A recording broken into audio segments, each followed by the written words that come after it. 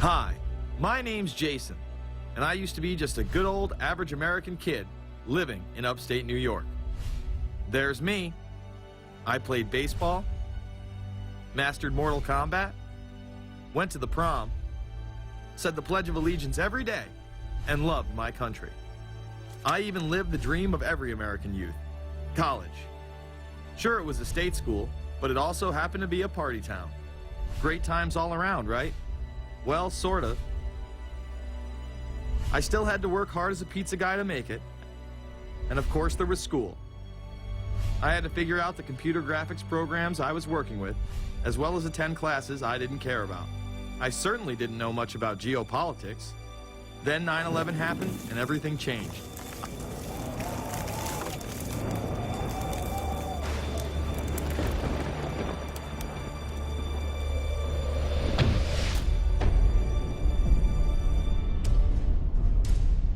I was pissed.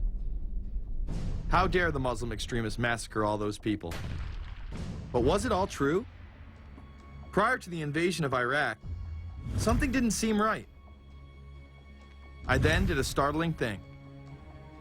I actually took a look at what happened that terrible September day. What I found horrified and angered me to such an extent that I took action. We were lied to, and lied to big time. Before I knew it, I went from a normal college student to the political guy at the party to one of the guys that brought you the first internet blockbuster, Loose Change. The film would not only change my life, but countless others as well. If you've ever seen Loose Change, the documentary about September 11th, conspiracy theorist documentary, it is riveting. Like, you watch it, and by the end, not even the end, 10 minutes in, you're like... You got your car packed, your head... You're just like, oh my God, it's all true. So every place, there's questions coming from this documentary. And you don't have to believe everything in the documentary to still have questions come up. And you look back and you remember what you saw and what you were told, and now you have questions. We got the boogeyman out there. See, for many years it was communism, then it was the war on drugs, now it's the war on terror. All through our life, we've had to have a boogeyman. Loose Change took the truth about 9/11 into the mainstream with over 100 million views and allowed me to travel the country and even take on some of my detractors. The answer is no, they cannot. Jason, I think it's telling that every time you disagree with something, you call the people a liar. I'm not calling anybody a liar, sir. I'm calling you a liar because you are a liar. But if we were lied to about 9/11, then who was really behind it? A lot of people on the web were pointing towards the New World Order, but that was impossible. I mean, the Hulkster couldn't be involved, could he? The NWO is the only way to go, and what you gonna do? So I set out to find out if the New World Order really existed. And if it did, what was it? Who was involved? And what were their goals? The very word secrecy is repugnant in a free and open society. And we are, as a people, inherently and historically opposed to secret societies, to secret oaths, and to secret proceedings. For we are opposed around the world by a monolithic and ruthless conspiracy. It is a system which has conscripted vast human and material resources into the building of a tightly knit, highly efficient machine. Its preparations are concealed, not published. Its mistakes are buried, not headlined. Its dissenters are silenced, not praised. No expenditure is questioned, no rumor is printed, no secret is revealed. Some cringe when they hear the term New World Order, despite all of these prominent people using it.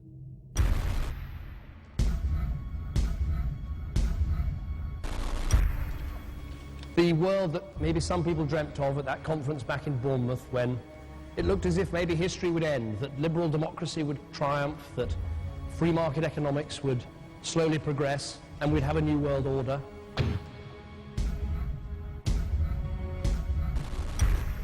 And together they helped to create, were the principal leaders in creating, a new world order and a winning strategy in the Cold War.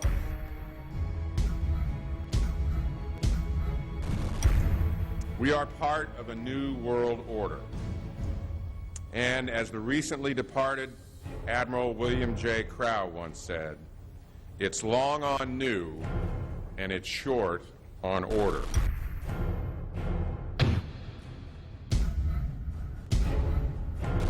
Walter Isaacson wrote a wonderful book about some of the wise men who helped shape the New World Order following the Second World War.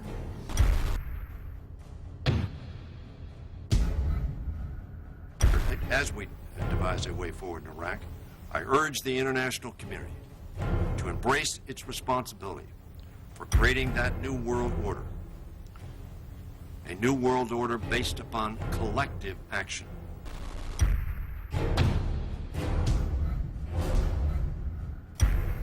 The transatlantic partnership was never just the foundation of our security. It was the foundation of our way of life. It was forged an experience of the most bitter and anguished kind. Out of it came a new Europe, a new world order, a new consensus as to how life should and could be lived.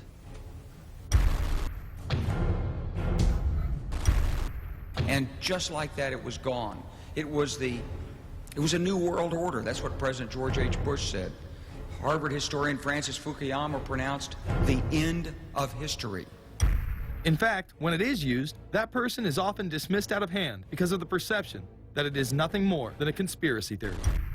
Actually, the idea of global governance and a one world order has been around for centuries, and the term New World Order has been used frequently in recent history. The New World Order means different things to different people, but to those who expect to be in control of it, it means the same thing. It means all the world under their control. They believe that somebody must rule. After all, people are too darn dumb to know how to rule themselves. They figured that that's their role.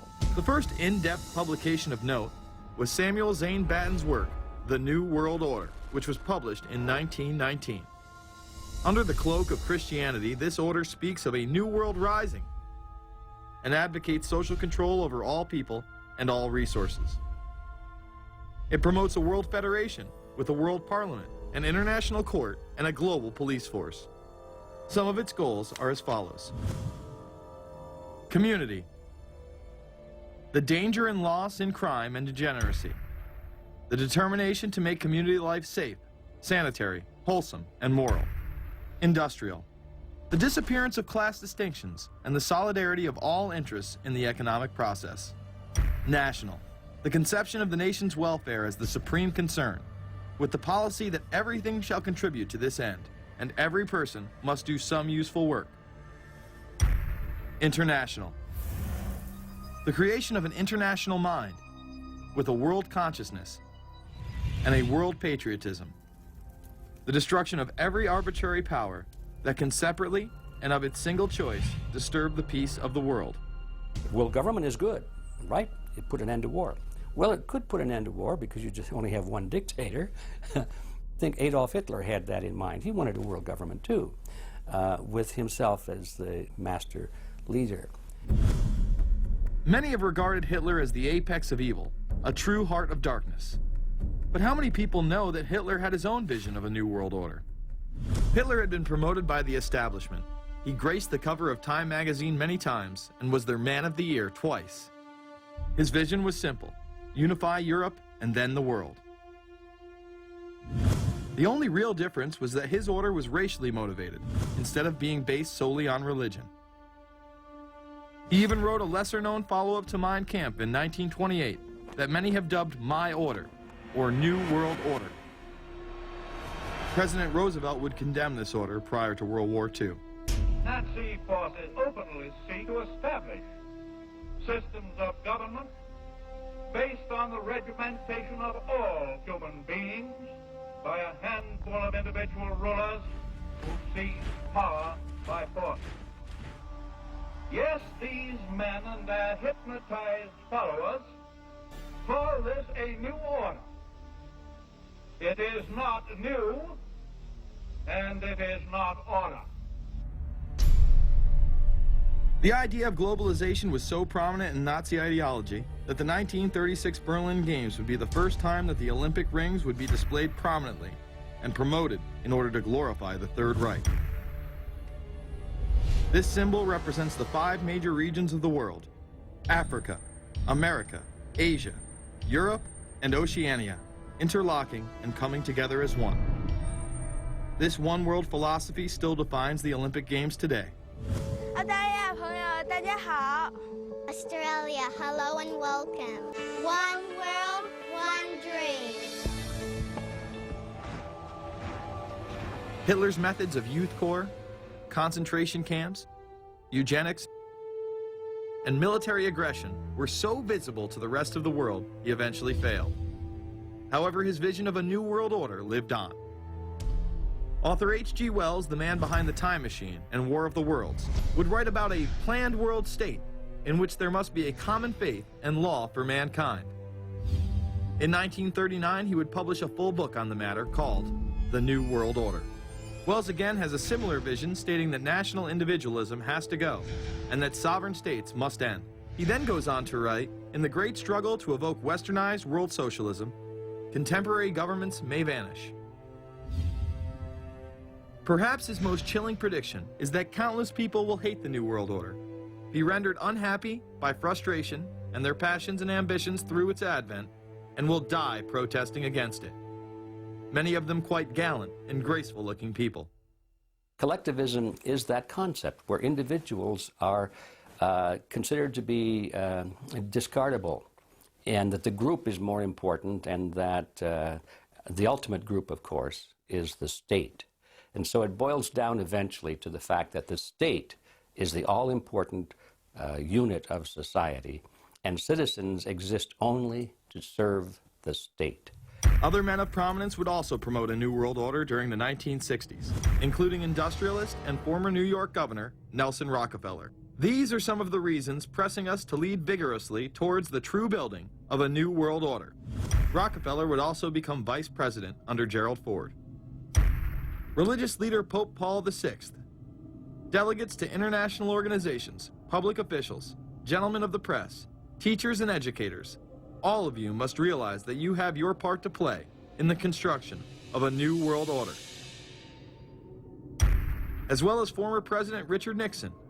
And the hope that each of us has to build a new world order. However, Nixon was largely a mouthpiece for his most dominant advisor, Secretary of State Henry Kissinger. Kissinger may be the most vocal proponent for a new world order of his era. He has called for it time and time again, in policy papers, meetings, and interviews. Time magazine recognized both Nixon and Kissinger as Men of the Year after announcing their New World Order in China. However, they were working on it long before. In these once classified documents, they both discussed the new order with the president of Indonesia. Mainstream media was even critical of Kissinger's vision in the early 70s. In ragged, spasmodic fashion, a new world order is coming into being, but it looks less and less like the world order that Mr. Kissinger had constructed in his own mind. Kissinger's New World Order would fall under the radar for some time. However, it saw a vast revival during the first Bush administration.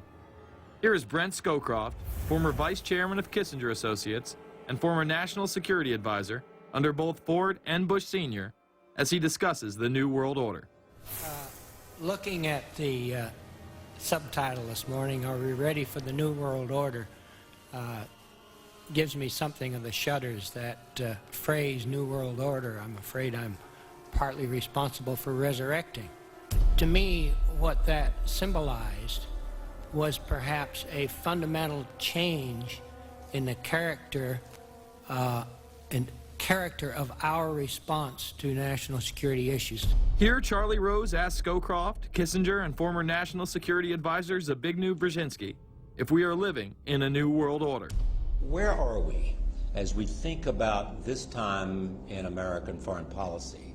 Are we at a special moment which is being redefined? Or are we creating a new world order?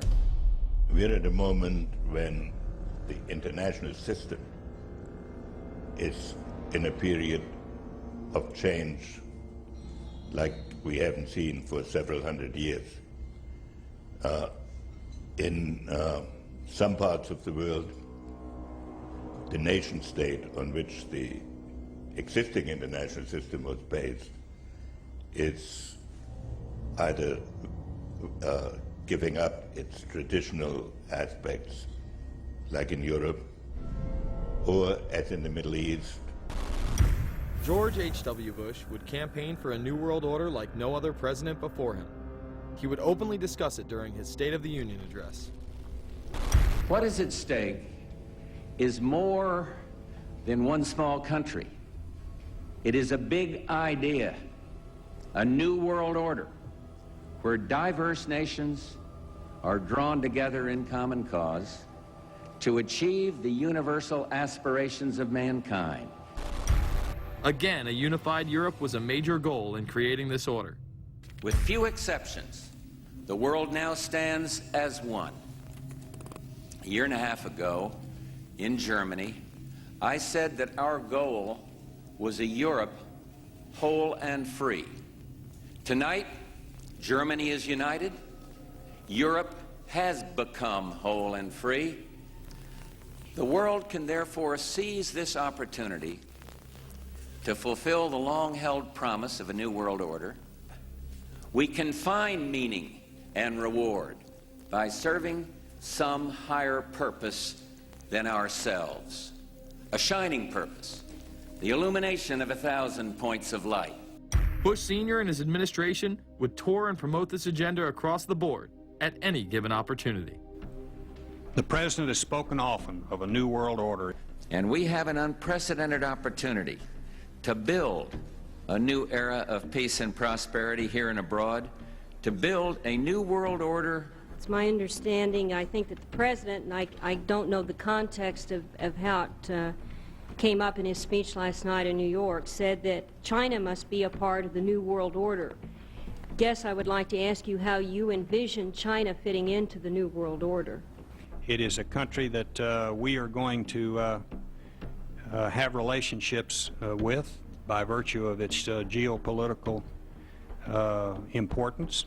American officials say breaking down regional and national barriers to the flow of goods and services would represent a spectacular benefit to economies around the world. We are building a new world order.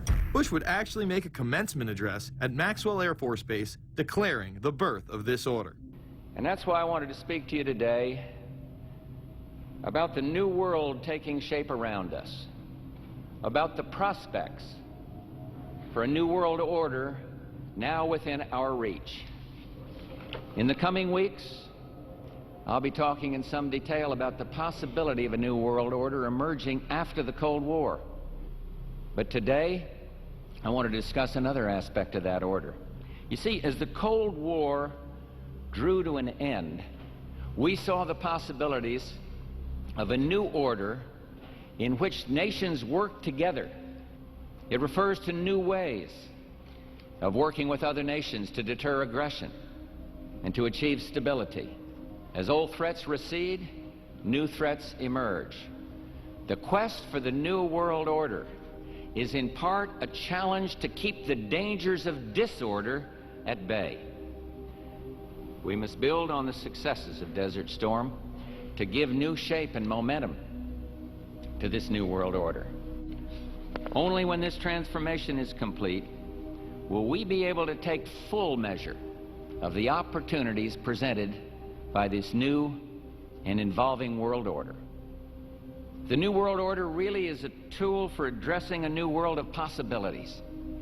This order gains its mission and shape not just from shared interests, but from shared ideals. After the Gulf War had ended, Bush was so obsessed with the idea of a new world order that he had a series of Glocks imprinted with the term that he would give to members of his administration, including Colin Powell, Brent Scowcroft, Dick Cheney, and General Norman Schwarzkopf. Cheney would even approve policy papers regarding the New World Order. Defense Secretary Dick Cheney has approved a revised draft of a policy document on the New World Order. The Pentagon is backing off a controversial earlier draft and has abandoned a one superpower strategy. The final document puts more emphasis on international alliances and organizations. This would become an unprecedented time period for people all over the globe to discuss at length what the New World Order meant to them. People within the media, Does anybody want to talk about the New World Order? Is there a New World Order out there, or is this a vision that exists in the... He does have his vision, there's no doubt about that. But does that exist in the president's mind, or does it exist out there in reality? This president sees this episode as the first test case, as the first example for the New World Order he is trying to organize. Some people have called it the New World Disorder, and there's a lot of truth to that.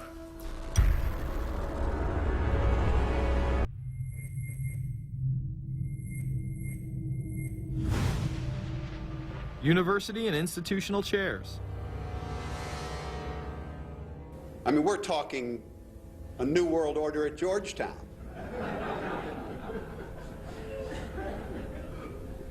And we'd like to be very much a part of it and continue to live. This is a world that is likely to be dominated in the near future, and perhaps longer, by the Gulf War and the New World Order, which is the buzzword of the moment. So the secret of a New World Order, and at this point it's just a slogan, but it does have some historical background in terms that orders have succeeded each other over time. The secret of this is to learn how to use coalitions. We are effective in the United Nations. People within government. George Bush has invoked a New World Order without enunciating a new American purpose. The president has still failed to articulate clear goals for our nation's foreign policy in this new age. I find the term New World Order very revolting, and just not only historically but politically today. I think Harding is absolutely right, and the actions of the administration just after enunciation of the New World Order put the lie to the fact there is any real substance behind what they say as New World Order. The first act of the New World Order was A, to make war, and then B, was to sell arms all over again. Is there a New World Order?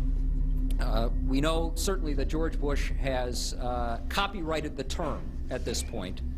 In the aftermath of this war, though, is it an empty vessel into which something will be poured? Is it the appropriate term to use? Is it going to be a New World Order, or will disorder be just as significant in this process as we look ahead? Let's start with Madeleine. I think that we have, in fact, kind of had this term thrown at us, and many of us have not liked it, partially because of the previous historical connotation, and partially because I think it doesn't really deal with the way the world ought to be or is at the moment. But we are far from seeing a world order, and I'm not sure that it is in best U.S. interest to have a new world order in which we are the policeman. While many began to become critical of this order, the term began to evaporate into the background. We are very, very skeptical of an international order if we are not sure how the rules will be made, because thus far the international order has been made with rules that we had no input into and that affect us, and even when on the few occasions when the rules will seem to favor us, then they get changed. A unipolar world, a world of one superpower, may be quite dangerous for us. A New World Order under the United Nations would mean, among other things, an end to our God-given rights given us and secured by the Constitution. The New World Order, which now has been called by some the New World Disorder, and by some people on the of a more liberal persuasion, the taking over of the world by the Council on Foreign Relations, the Trilateral Commission, and the UN to put us all in slavery. But what are these organizations? Who founded them? And what are the stated goals of each? Before we begin with the Council on Foreign Relations, let's delve further into history to understand roundtable groups and their origins. Its roots go way, way back in history, and they go back to the formation of a secret society, a secret organization that was created by Cecil Rhodes, a very powerful and very wealthy individual. And people have heard about him in history, and they know about the Rhodes Scholarship, and they think, well, isn't that nice? That they don't understand at all what that's all about. Cecil Rhodes, when he died, left his great fortune not to his family, not to his heirs, but for the creation of a secret society. And we know about this because there were some people very intimately involved with this organization who wrote about it. One of the best authors on this topic is Professor Carroll Quigley. He wrote several books, and Tragedy and Hope is the best known of his. He described in detail this secret organization created by Cecil Rhodes, and he explains in these books he knows about them because he was invited by the organization into its inner circle. He was never a member of it, but he was invited in as their historian, and he was allowed to see their secret records and papers and study them for several years. And he knew all the important players, and he understood what it was about, and so he wrote these books. It's an amazing thing because he laid out in great detail what the purpose of the organization was and how they were the major players in all of the big international events since and including World War I.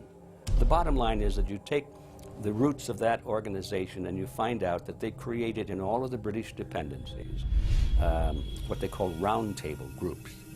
And then around those little roundtable groups, they created front groups. And the purpose of these front groups and roundtable groups was to penetrate into the governments of all of these different countries, to penetrate into the media centers, to penetrate into the educational systems. In other words, to penetrate into the social fabric, the power centers of society, and literally take them over from the inside without anybody being aware that they were controlling influence. After World War I, the International League of Nations arose as a precursor to the United Nations in 1919, under what seemed to be the vision of President Woodrow Wilson and his 14 points. The League of Nations was the first attempt at the New World Order, the first attempt at a global government based on the model of collectivism. And it was the brainchild of the elitists, the ancestors of the very people who are still working on this project. They're collectivists, the very wealthy people. They're the ones in this country who dominated the powerful tax-exempt foundations, like the Carnegie Endowment Fund for International Peace, the Rockefeller Funds, the Ford Foundation, and groups like that. These people were on record, even way back then, that they had to have a new world government, and they dreamed of that being embodied in the League of Nations. And they were solidly behind it. And that was one of the reasons those people encouraged the United States into World War I, was because of the crisis of World War I, and that would also condition Americans to thinking of making big changes in their system, because we certainly don't want another war like that, do we? There's that fear angle again. And they thought, well, by being in World War I, then we would be a major participant at the table to carve up the world and create a new world government. And that was to be the League of Nations. Well, what happened to it is that the American people didn't really go for it. Wilson was aware of the elite and their control over society. In his book, The New Freedom, published in 1913, he discussed such a group. Since I entered politics, I have chiefly had men's views confided to me privately. Some of the biggest men in the United States, in the field of commerce and manufacture, are afraid of something. They know that there is a power somewhere so organized, so subtle, so watchful, so interlocked, so complete, so pervasive, that they better not speak above their breath when they speak in condemnation of it. Ultimately, this insight did not spare him from becoming yet another puppet of the global elite. You're watching Invisible Empire, A New World Order Defined. I'm Alex Jones, the producer of this film. I have produced 5 of the top 10 films in internet history, whether it's Loose Change Final Cut, Endgame, The Obama Deception, or Fall of the Republic. Yes, we've made informative, well-documented films, but the real credit for the success of these documentaries lies with you, the viewers. My friends, Invisible Empire is so important for people that need a crash course in the history of the ruling class and what this establishment is setting up. Please support the filmmakers so we can make future documentaries. Visit Infowars.com. Purchase the high-quality hard case DVD that has over 30 minutes of expanded extras. Make copies of that because it's the best quality available. Give it to everyone you know. Have public showings, whether it's the library, a local theater, or your home. Get it out to everyone you know. Get a PrisonPlanet.tv membership. Download all my films in high quality. Burn them to disk and give them to everyone in your community. If we expose the globalist, there's no way they can carry out their hellish plan. The destiny of this film is in your hands. You've made our previous films incredible successes. I'm counting on you now. So again, Infowars.com to get the DVD, or call toll-free 888-253-3139, or see them all in incredible high quality at PrisonPlanet.tv. The ball is in your court. PrisonPlanet.tv is a better tool than ever in the info war. Over 6 years of my radio and TV shows, all my films in super high quality, my book, Paul Watson's book, all there, 15 cents a day. Your support of PrisonPlanet.tv empowers the resistance to unlock minds worldwide. In all of the British dependencies, these organizations, the front groups, were called the Royal Institute for International Affairs. In the United States, they chose a different name. They chose the Council on Foreign Relations, but it held exactly the same relationship to this inner society of Cecil Rhodes. Among the charter members were W. Averill Harriman of Union Banking, then President of the United States Woodrow Wilson's main advisor, Colonel Edward Mendell House, John D. Rockefeller, the founder of Standard Oil, banking mogul J.P. Morgan, and prominent bankster Paul Warburg.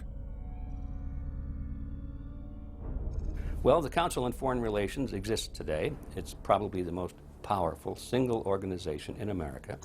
Many observers, including myself, believe that it is the hidden government of the United States. These people are not elected to office, and most Americans don't even know who they are.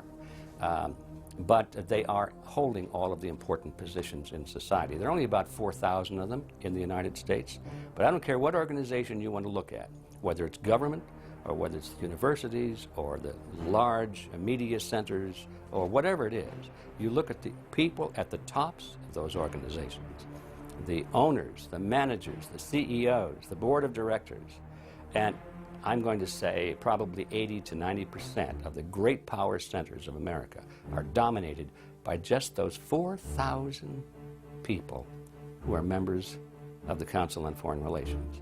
Throughout its history, it would contain extremely influential and powerful individuals in finance, business, media, and politics. Former presidents of the United States include Richard Nixon, Gerald Ford, Jimmy Carter, and William Jefferson Clinton. Currently, Barack Obama claims not to be a member, but has spoken in front of the Council and has had his writings published in the Council's magazine, Foreign Affairs. It's been reported that you and your wife are in the globalist CFR, which is a Council on Foreign Relations. I'd like to know if that is true. Well, first of all, I'm not the Council on Foreign Relations. I don't know if I'm a official member. I've spoken there before. It basically is just a forum where a bunch of people talk about foreign policy, and so there's nothing. There's no official membership. I don't have a card or, you know, a special handshake or anything like that. Now, why is that important? It's important because the avowed purpose of the Council on Foreign Relations is to create a new world order, a global government based on the model of collectivism. And that includes the elimination of the United States as a sovereign nation. That's why it's important. The people running this country are determined to destroy it. The Council was heavily criticized during the 1980s for being an organization hell-bent on destroying national sovereignty in favor of a world government. So many of its members hid their association with the organization. Dick Cheney had this to say in response to a question by David Rockefeller, who became the CFR's youngest director in 1949 and was chairman of the board from 1970 to 1985. He remains an honorary chairman to this day. It's good to be back at the Council on Foreign Relations. As Pete mentioned, I've been a member for a long time and was actually a director for some period of time. I never mentioned that when I was campaigning for re-election back home in Wyoming. Now, you are the president of the Council on Foreign Relations, all right? Yes, sir. You guys toy with countries of the world like toys, don't you? You're like the Illuminati, you're the Masons, you control everything, don't you? That's the rap on you guys. What's so interesting now, though, is who's on the chessboard. It's the toys, if you will, are a lot more than states. Notice that Mr. Haas does not deny that the CFR has massive control over the geopolitical arena, and instead tries to focus on the separate entities outside of nation-states. Current Secretary of State Hillary Clinton also reveals the importance of the CFR here. But it's good to have an outpost of the council right here down the street from the State Department. We get a lot of advice from the council, so this will mean I won't have as far to go to be told what we should be doing and how we should think about the future. You have these private groups that are run and created by the elite, by the ultra-rich, wealthy families that have been manipulating global markets from behind the scenes for generations. They create these private groups that then feed information to the government, to senators, to congressmen, their recommendations, their policy papers, what they think should happen. And it's fascinating because if you actually read what it is that they're doing, the recommendations that they make, they're very able to get them put in place.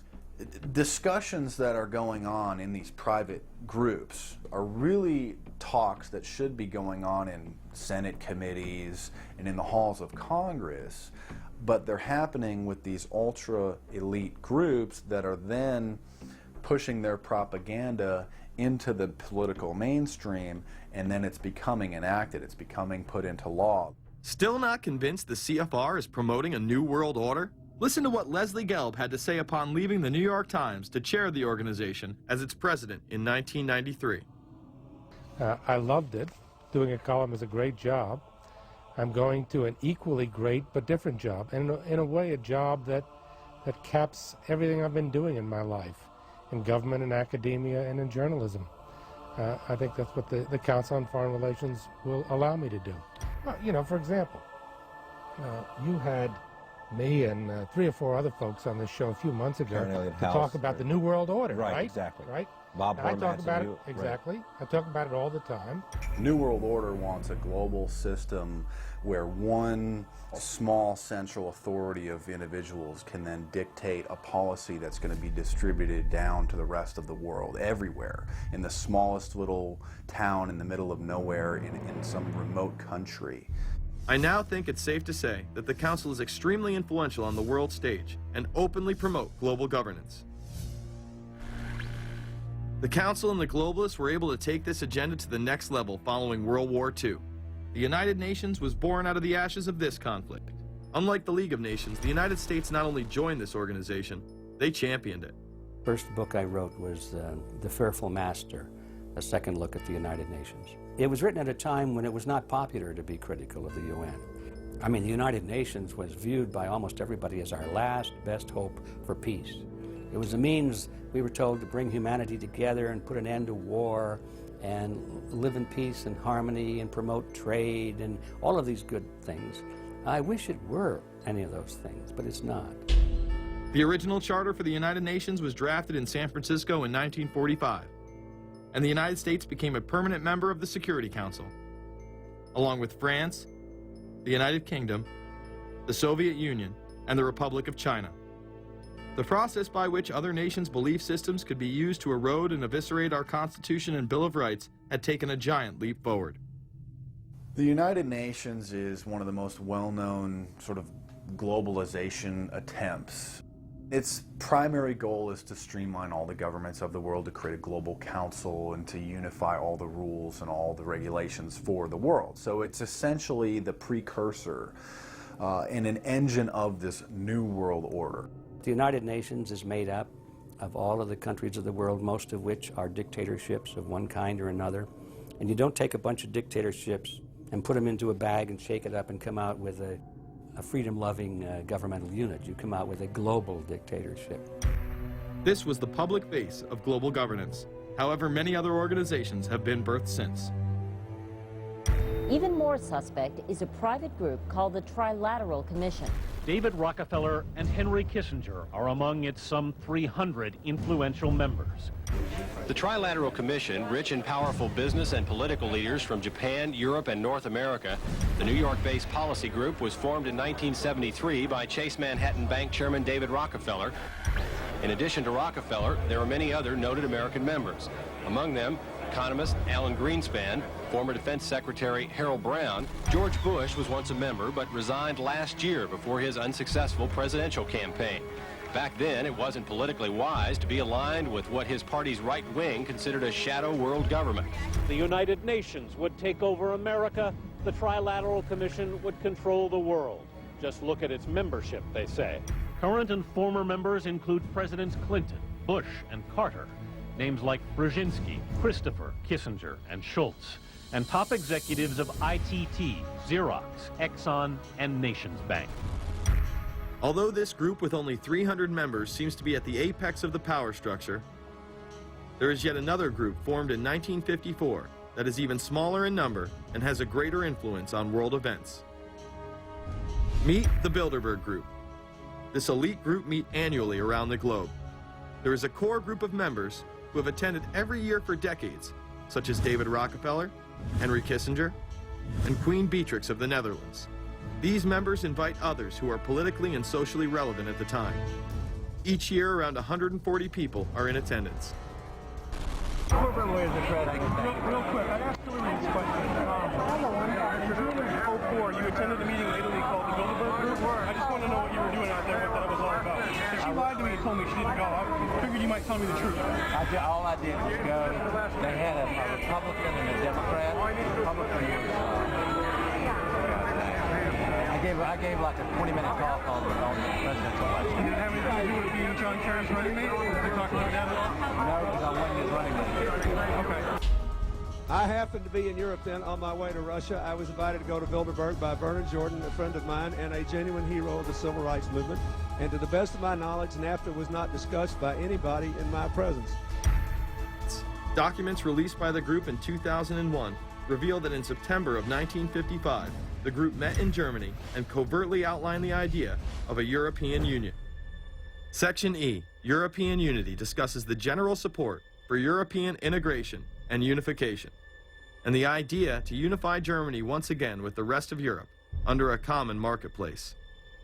Belgian Viscount and current Bilderberg chairman Etienne Davignon told the EU Observer in 2009 that the next Bilderberg meeting could improve understanding on future action in the same way it helped create the euro in the 1990s.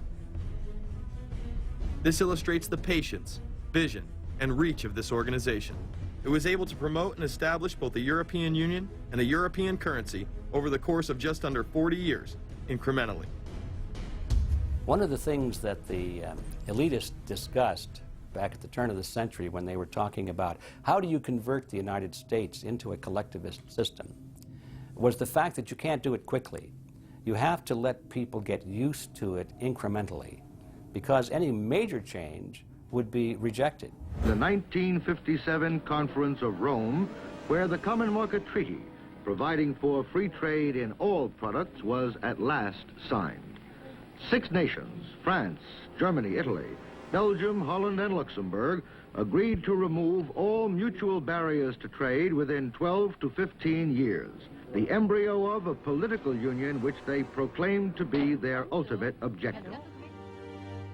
In that fashion, it's possible for people to get used to this process and even to think it's a good thing. People will accept the gradual growth of government, the gradual loss of their purchasing power. They'll accept almost anything if it's done gradually, and we have to be very alert to that. 2008 and 2009 attendees include World Bank President Robert Zoellick, Treasury Secretary Timothy Geithner, former head of British Secret Intelligence Richard Dearlove, Donald Graham, CEO of the Washington Post, CNN host and author of The Post-American World, Fareed Zakaria, and many other giants of business, politics, and media. You just came back from meeting with the Bilderberg Group. The Bilderberg Group are, you know, when people who are conspiracy theory people, they send me mail, it's usually about the Bilderberg Group. And I get these books on my front door, which I'm uncomfortable with, and it's all about the Bilderberg, like they're the modern day Illuminati. Are you a member of the Bilderberg Group? I don't think we're supposed to talk about this. Many have identified them as the kingmakers, the puppet masters that pull the strings behind the scenes. Perhaps there is no better example of this than what occurred during the 2008 conference. Immediately after Obama had been selected as the Democratic presidential nominee, the pressure was on to choose a running mate. We've put together a committee.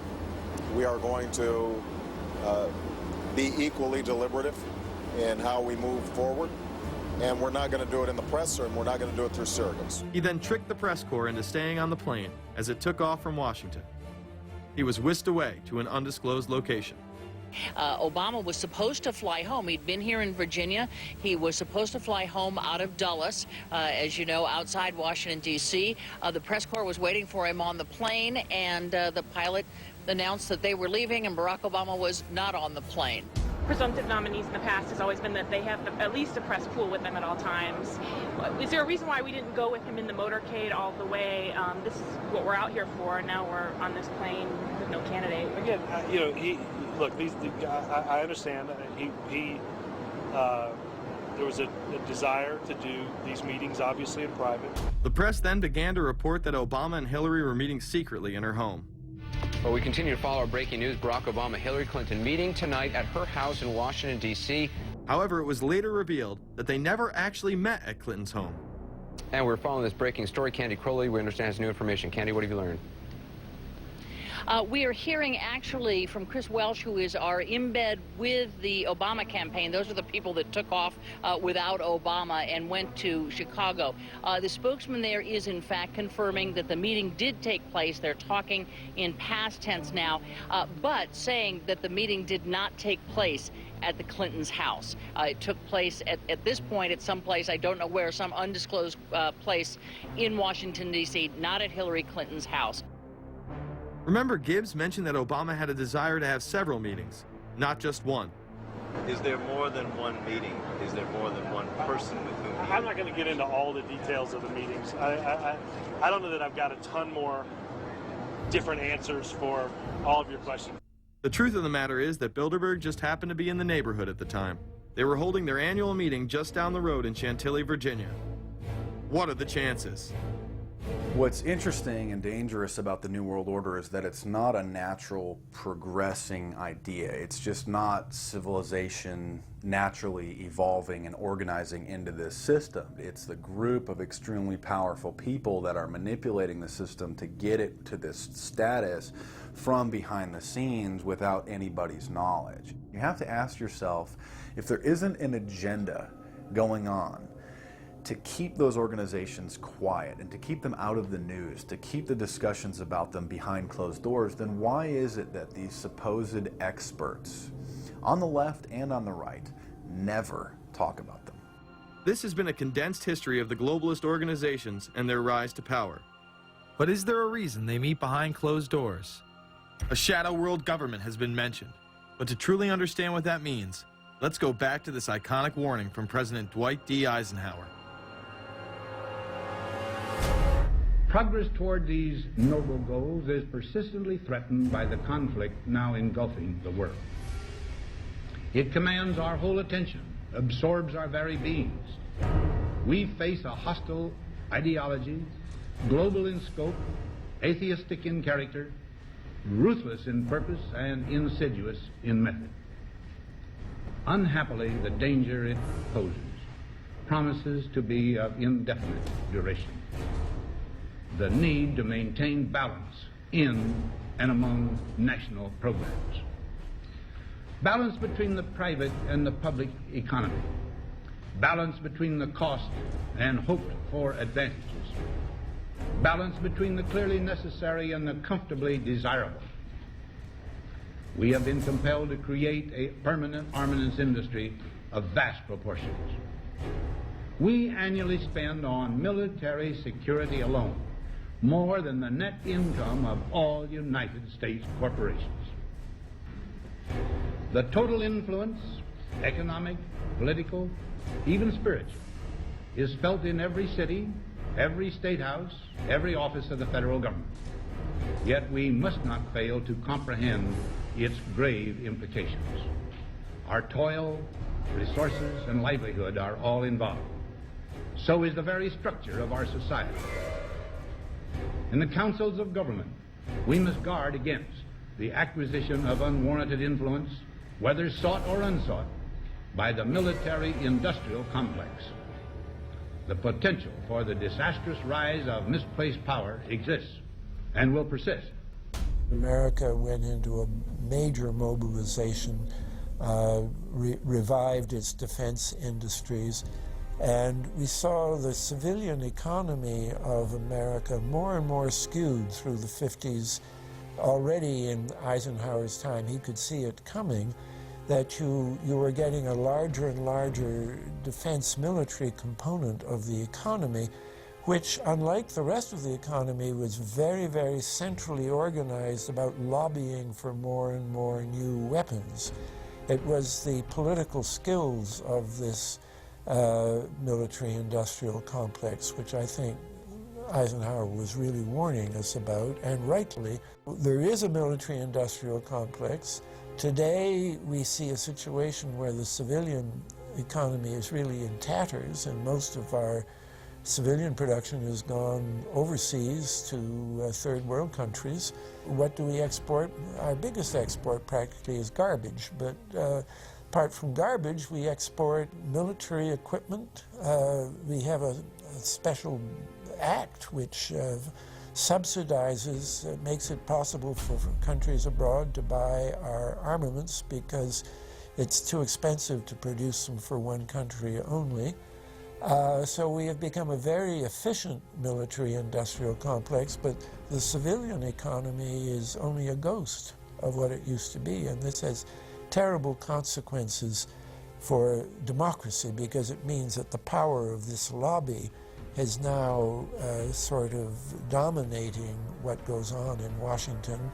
Through multinational corporations, global intelligence networks, out-of-control banksters, all under the veil of national security and black operations, the global elite have consolidated power on a massive scale over the last several decades. You see, global corporations not only fund and develop large technological and military projects here and abroad, they also own the consumer industry and production, as well as all of the important media. By owning the vast majority of what we hear and see on a daily basis, we have been manipulated on a mass scale as to regards to what we believe and desire, both socially and politically. Edward Bernays, the nephew of world-famous psychoanalyst Sigmund Freud, would study group dynamics and become the father of public relations. He authored the book Propaganda in 1928. In it, he described how to intelligently and consciously manipulate the habits and opinions of the masses within a democratic society. He went on to state that those who harness this unseen mechanism of society constitute an invisible government and are the true ruling power. It is they who pull the wires which control the public mind, who harness old social forces and contrive new ways to bind and guide the world.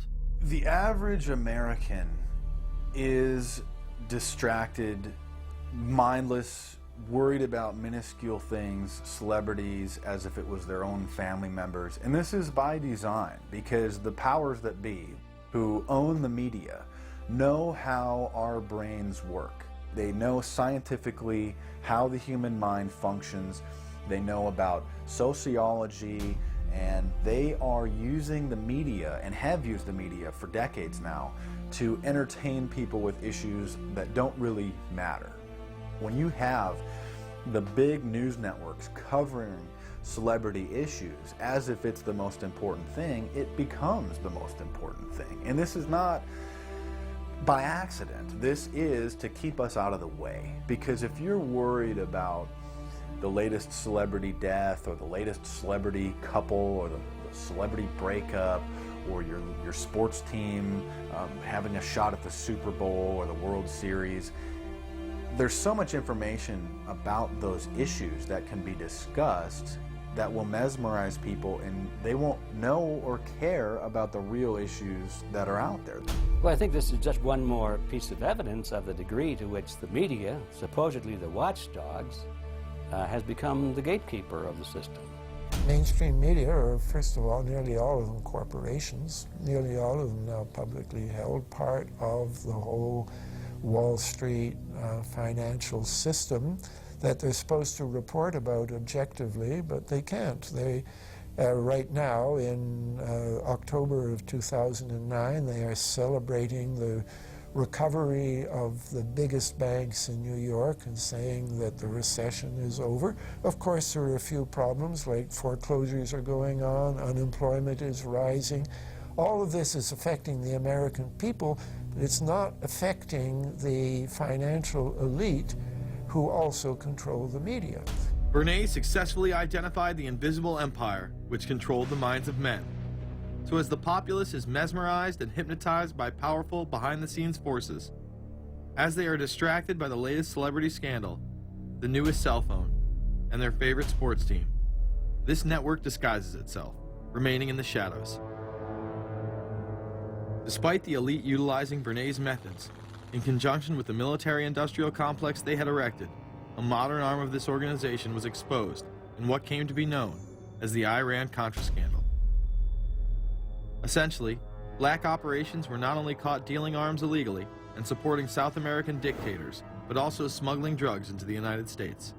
Iran-Contra was really the merging of two different programs. The first one was support for the Contras, who were, let's face it, a force of terrorists in Nicaragua trying to overthrow the Sandinista government. They were being secretly supported by the CIA, and at the bottom of the whole thing was drugs. Iran-Contra was openly exposed by massive network coverage. How was it that in 3 years, a network Washington set up to run arms to the Contras wound up running cocaine into this country for the most vicious drug cartel in the world? At the same time, we were supposed to be fighting a war against drugs. But by the same token, I also smuggled my share of weapons in exchange for those illegal substances, with the full knowledge and assistance of both the DEA and CIA. Betzner says that in 1983, he flew weapons from Florida to El Salvador and drugs from Colombia to the Bahamas on the way back. In 1984, he says, he flew twice from Florida to Costa Rica and back. We could bring back our own cargo, and they would arrange it, or we could bring back their cargo without ever having to worry about interception, arrest, anything like this, that everything was taken care of. What kind of cargo were you talking about? Drugs. Tolliver says he had 2 meetings with this man, CIA veteran Rafael Quintero. Then in March of 1986, he says he flew 14 tons of weapons down to Honduras, to this Contra resupply base set up by the CIA. We take off from Tegucigalpa, Honduras, and we leave. To? South Florida. Where in South Florida? We landed at Homestead. Homestead? Air Force Base. This is the plane Tolliver says he used. The plane traces to a company that had a State Department contract to fly humanitarian supplies to the Contras. In addition to that, 3 dozen sources confirm the basic scheme. We can now report that long before that operation began, there was another operation to provide guns for the Contras, which was also against the law.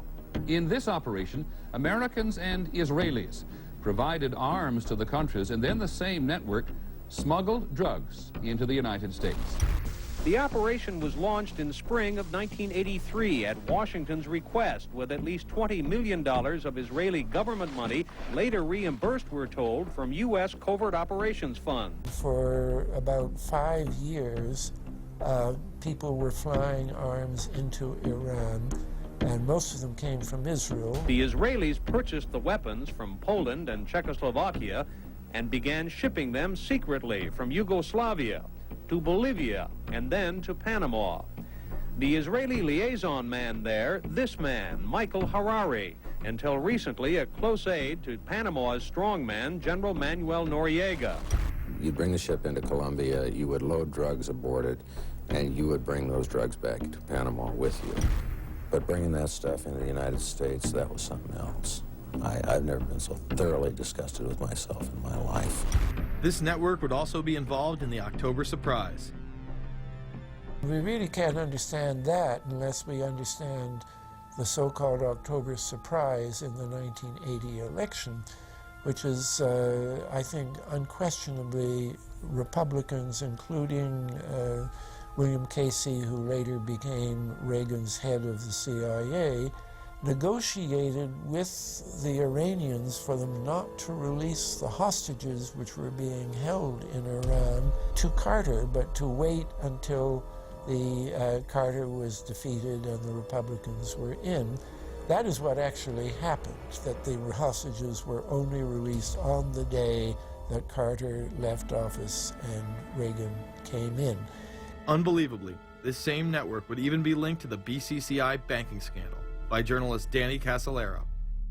Casolaro was probing a conspiracy he called the Octopus, which involved the Iranian hostage crisis, the Iran-Contra affair, with, believe it or not, all funds channeled through BCCI, the international bank charged with everything from money laundering to fraud. BCCI, it's a shadowy international bank linked to terrorists, drug runners, and dictators. Little was known about BCCI until 6 of its top officers were arrested in Tampa in October of 1988 on charges of laundering drug money for Colombian cocaine bosses. The BCCI men were convicted, and the bank itself pleaded guilty. But for some reason, the bank was allowed to continue to operate all over the world. There are indications that some of the reluctance to prosecute this bank stem from the favors it did. For? The favors it did for intelligence services everywhere. Too many secrets of too many countries, too many prominent people, too many hands-on, and that makes it desirable that this entire affair be forgotten. It began to become clear that the global traffic of drugs were funding violent dictators, rigging elections, supporting the arms trade, and enforcing the assassination of anyone who got in the way. Casolaro was found dead for his efforts in exposing this network. His death, of course, ruled a suicide. He was meeting a source in West Virginia. He was about to discover all. Instead, his body was discovered in a hotel room with 12 slashes in his wrist, but when the local authorities ruled it suicide, the family said, no way. The housekeeper had taken calls threatening his life. And I pick it up telephone, I say hello, and he say to me, you son of a bitch, you's dead. Casolaro would not be the only person involved in the scandal to wind up in a casket. Meet Barry Seal. At first, the media portrayed Seal as a drug dealer gone good, who was assassinated by the Colombian mafia. Authorities believe last night's machine gun killing of top drug informant Barry Seal was ordered by drug bosses in Medellin, Colombia, who sent 5 men to Baton Rouge to kill Seal. Sam Dalton was the lawyer that represented the Colombian hitmen convicted of his assassination. We were trying to subpoena the CIA because we felt like they had documents, exhibits, and evidence that would indicate complicity in Seal's assassination.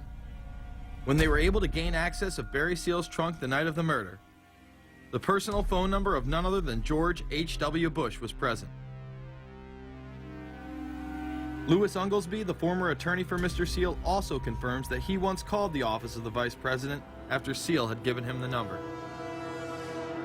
You see, the Black Ops drug smuggling operation had not yet been exposed, and intelligence couldn't take any chances. It was later revealed that Seal was involved in smuggling cocaine into Mena, Arkansas, while Bill Clinton sat as governor. 1983, Ronald Reagan was president, Bill Clinton was governor.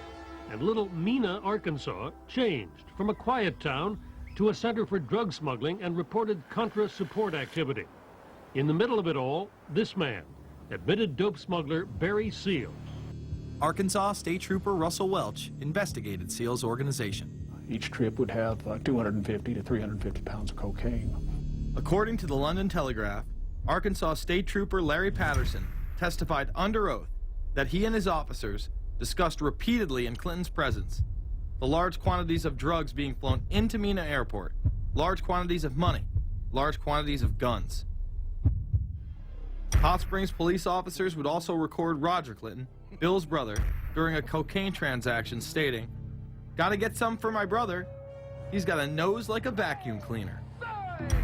There was also a large amount of money laundering going on in Mena. Former IRS agent William Duncan traced some of Seal's drug profits laundered through Mena banks. We had direct testimony from people who were involved in the money laundering operation. We had testimony from people at banks who observed the transactions. What happened when you tried to make this case before a grand jury? I was never asked to present the evidence to a grand jury, ever. This very same network used BCCI to fund the Afghani rebels. The deputy director of the CIA, Richard Kerr, said late today that the CIA did use the Bank of Credit and Commerce International, BCCI, to support CIA activities overseas. Most people still believe that the Soviets had maliciously invaded Afghanistan in order to spread their communist agenda. The Al-Qaeda was essentially a kind of a byproduct of Brzezinski's campaign to embarrass the Soviet Union in Afghanistan. They weren't in Afghanistan at that time. Brzezinski boasted later that he was responsible for drawing them into Afghanistan. And he did this extraordinary interview with Le Nouvel Observateur in France, and they said, but aren't you worried that you've created this whole new force of Al-Qaeda? And he said, oh, what's more important, a few crazed Islamists or the fall of the Berlin Wall? And they said, but you know, is there no danger? Aren't they dangerous? And he said, nonsense. He said all this in 1998. So I knew Brzezinski at McGill University. We were students together and took very small classes together. And in some ways he's bright, and in some ways he's kind of nuts. And he had the kind of nuttiness that made him attractive to the Rockefellers. Bin Laden and his network were actually funded by BCCI through U.S. covert operations. Well, the reason I bring it up, if you've ever heard any of our call-in shows, you know that we have people that think about the conspiracy theories of people like you. You would be a poster child for these people because you have served on the board of the Council on Foreign Relations. You helped start the Trilateral Commission, and you've been to the Bilderberger Group. Are people too close in this world, people in business, too close to the governments? Well, you know, there is such a thing as insidious influence.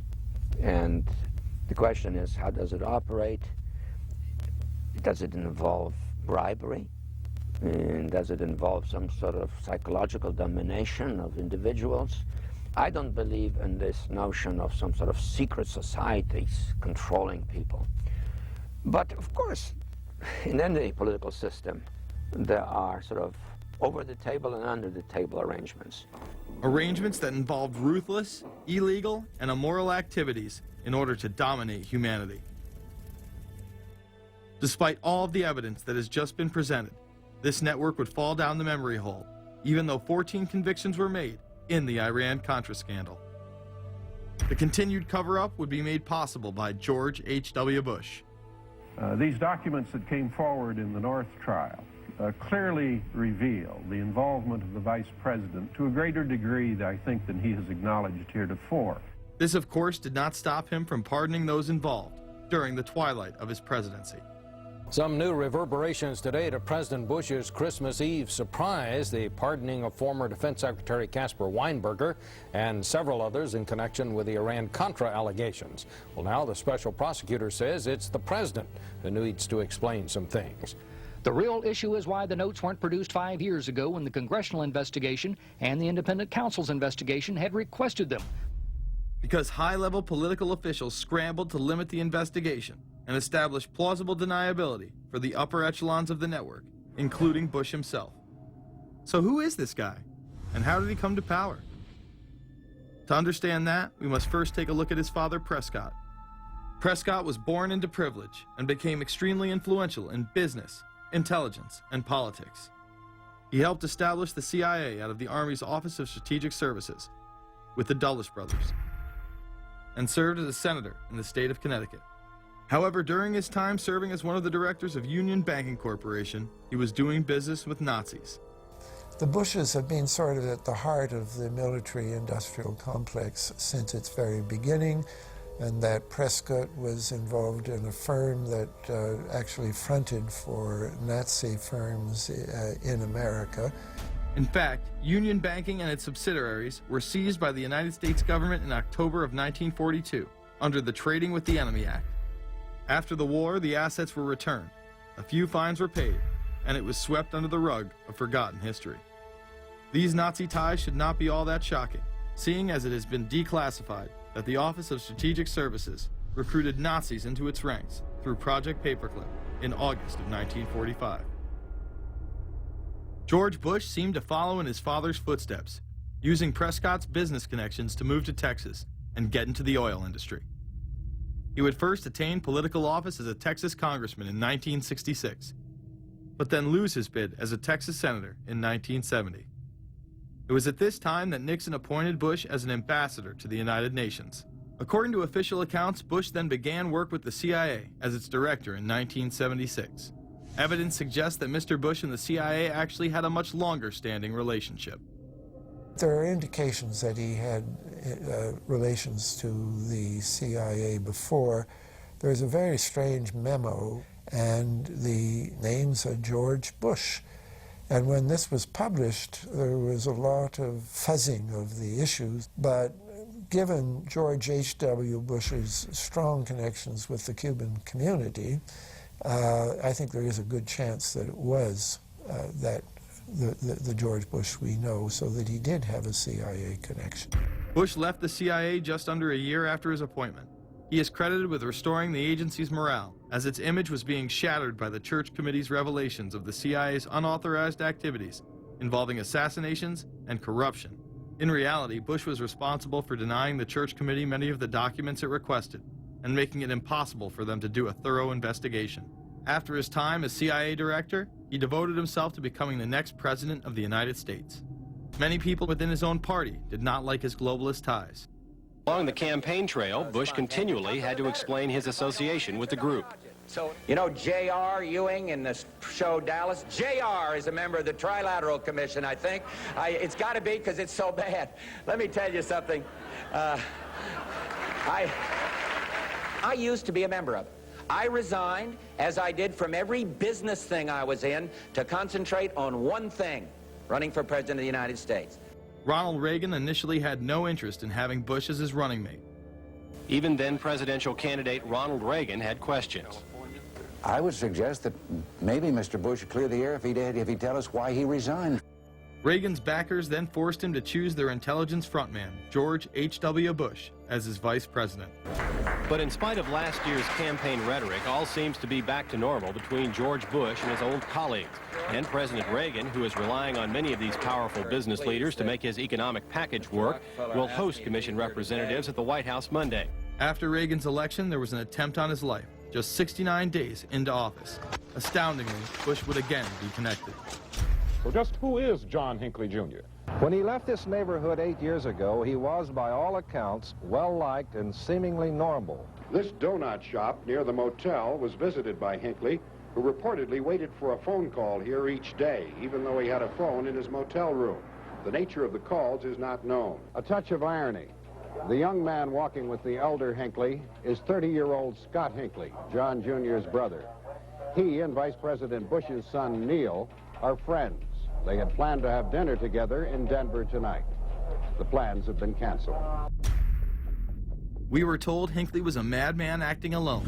If that was the case, why was he making phone calls from a payphone down the road instead of his hotel room? Why was the would-be assassin's brother a family friend of the man who stood to gain the presidency? While Reagan led the nation in the public eye, Bush exploited his power through the largely unknown Continuity of Government Directive. In the United States federal government, there is a super-secret agency which controls this shadow government. The National Program Office allowed Bush and his network to attain executive emergency powers. Ronald Reagan authorized the National Program Office when he signed a top-secret directive in 1982. Oliver North was one of the key officers responsible for the program's startup.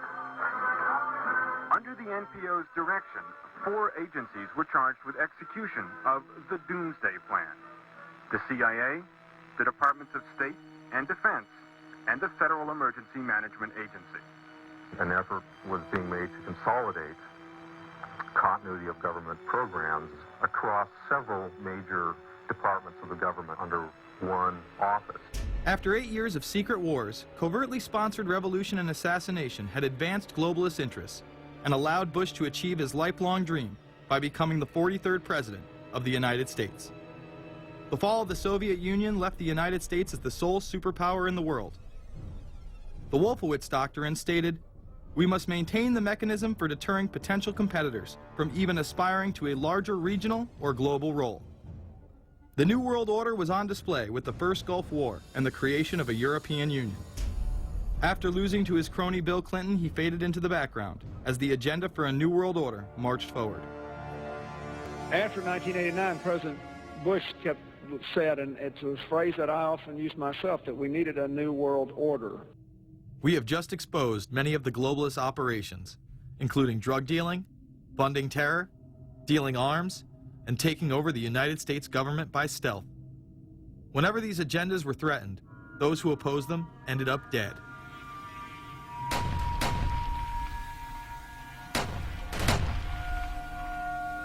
We've got some difficult days ahead, but it really doesn't matter with me now, because I've been to the mountaintop.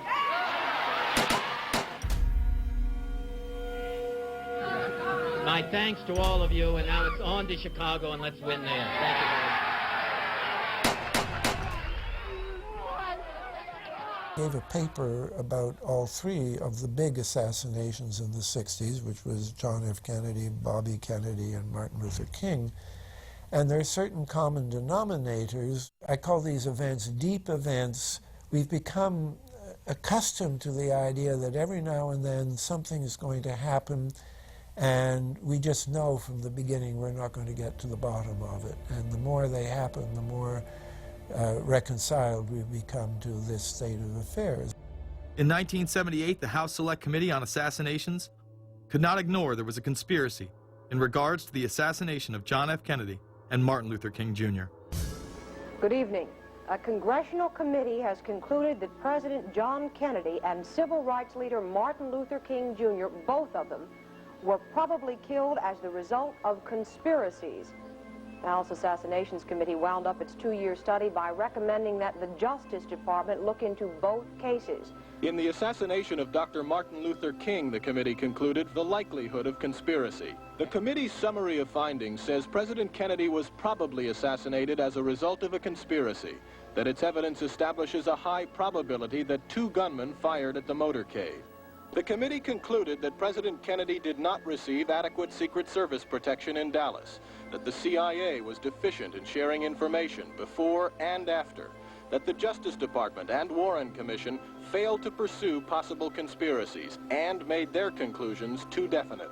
There seems to be no debate that the CIA and Secret Service were involved in the assassination, as you can clearly see 2 Secret Service agents being taken away from their positions at the back of Kennedy's vehicle just moments before the assassination. And no matter what you believe about Oswald, it has now been declassified that Oswald was trained by the CIA in 1957 under the cover of the Office of Naval Intelligence. These political assassinations continue to this day. The 11-person jury in the inquest must decide if these stills, never before seen of Diana in the Mercedes and then the crash, are the frantic moments after a tragic accident or the aftermath of a calculated murder. Mr. Al-Fayed? Mohammed Al-Fayed, Dodi's father, has long since made up his mind.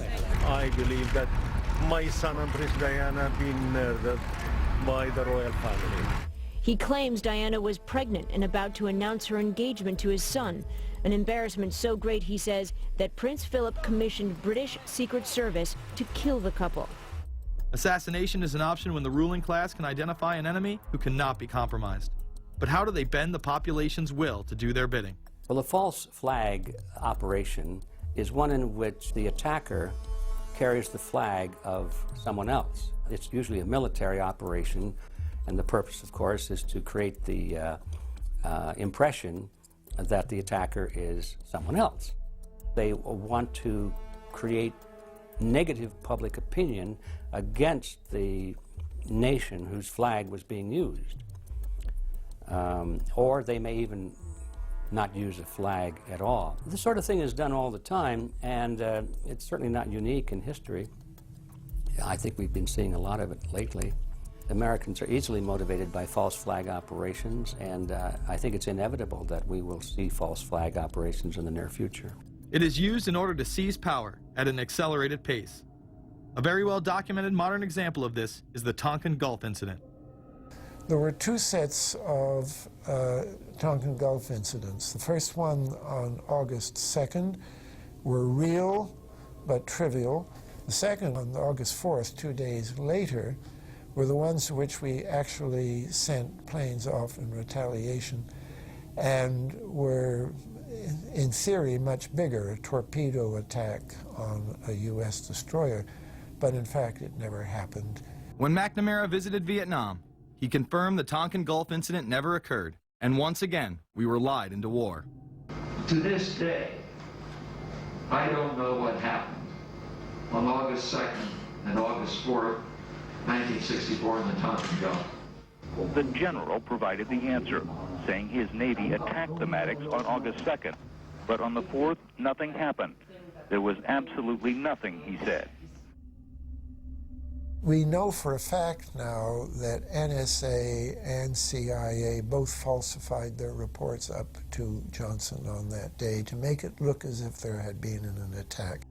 Upon the fall of communism, a new threat had to be established in order to maintain their military-industrial complex and keep the people in fear of invisible enemies. More modern examples of this have been used not only to start conflicts abroad, but to instill fear in large populations in order to demonize groups and further erode civil liberties.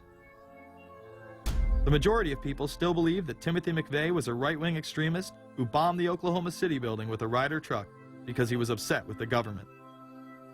People close to the event told a very different story. A local congressman believes that convicted bomber Timothy McVeigh and his accused co-conspirator Terry Nichols are not the only ones involved. The Oklahoma State Representative Charles Key produced a videotape featuring witnesses who claim to have seen Timothy McVeigh with another man the morning of the bombing. He was wearing a ball cap. Timothy McVeigh had his on backwards, which just like this. It was on his head. The other gentleman had his on like this. In fact, the FBI had actively pursued John Doe No. 2 in its initial investigation, then denied his existence altogether. There were also multiple reports that explosives were found inside the Murrah building. The Justice Department is reporting that a second explosive device has been found in the AP Murrah building in downtown Oklahoma City. Mike, you're still with us, aren't you? Yes, I am, and I might tell you in addition to that, that in fact what we were told at the scene a few minutes ago was that in fact 2 different explosive devices were found in addition to the one that went off. The second explosive was found and defused. The third explosive that was found, and they are working on right now as we speak, I understand, both the second and third explosives, if you can imagine this, were larger than the first. Bomb squads were actually caught on video pulling into the building to retrieve these devices. They'll back that trailer down there, and the bomb squad folks will go in, and they will use that trailer. You see the bucket on the back there, sort of, this is how they would transport the explosive device away from this populated area to try to do something with it. I just took a look down the street at the Murrah building again. I see another bomb truck going, so apparently they're going to try to get out that third bomb that's been talked about. This was even confirmed by the governor at the time, Frank Keating. One device was deactivated. Apparently there's another device, and obviously whatever did the damage to the Murrah building was a tremendous, very sophisticated explosive device. Members of the ATF who would have normally been in the building were tipped off prior to the bombing. He saw what appeared to be a police bomb squad truck near the Murrah building 2 hours before the blast. It had a shield on the side of the door, and it said bomb disposal or bomb squad below it, and I really found that interesting. Another witness who spoke to ABC News on the condition of anonymity will tell the grand jury tomorrow he was told by an ATF official agents working in the building had been warned in advance not to come to work. He just came out and told me that the ATF wasn't in the building that day. They'd been tipped by their pagers not to come to work, which I was flabbergasted. McVeigh would even claim in a letter written to his sister, which was published by the New York Times, that he was actually recruited for black operations, which included smuggling drugs into the United States, as well as assassinations. One may brush this off as the ravings of a madman.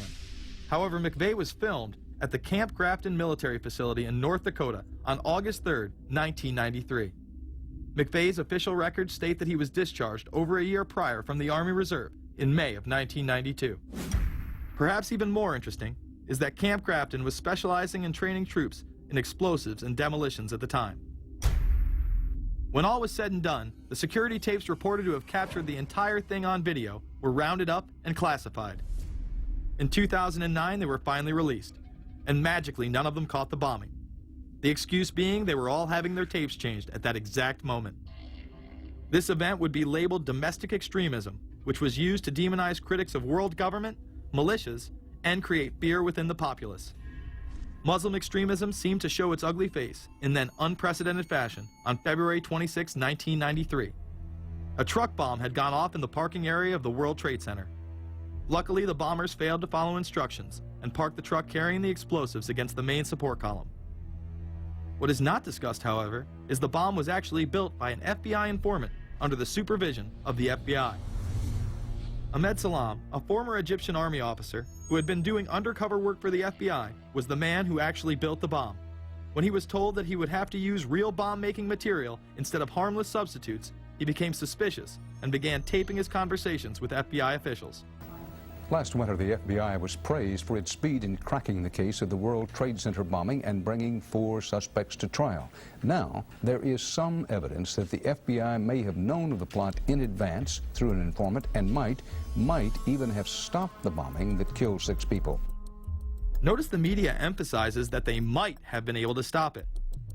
They then gloss over the fact that the bomb was built by their agent under FBI supervision in conjunction with the district attorney. FBI agents might have been able to prevent last February's deadly explosion at New York's World Trade Center. They discussed secretly substituting harmless powder for the explosives, but they didn't, according to the FBI's own informant, Imad Salem. Unbeknownst to the FBI at the time, Salem recorded many of his conversations with his handlers. The actual recording where Salam discusses this with his FBI handler, John Antisev, was released years after the trial. You got paid regularly for good information. I mean, the expenses were a little bit out of the ordinary, and it was really questioned. Don't tell Nancy I told you this. Well, I have to tell her, of course. Well, then if you have to, you have to. Yeah, because, I mean, the lady was being honest, and I was being honest, and everything was submitted with receipts. Yeah. And now it's questionable. It's not questionable. It's like a little out of ordinary. Okay. You know. All right.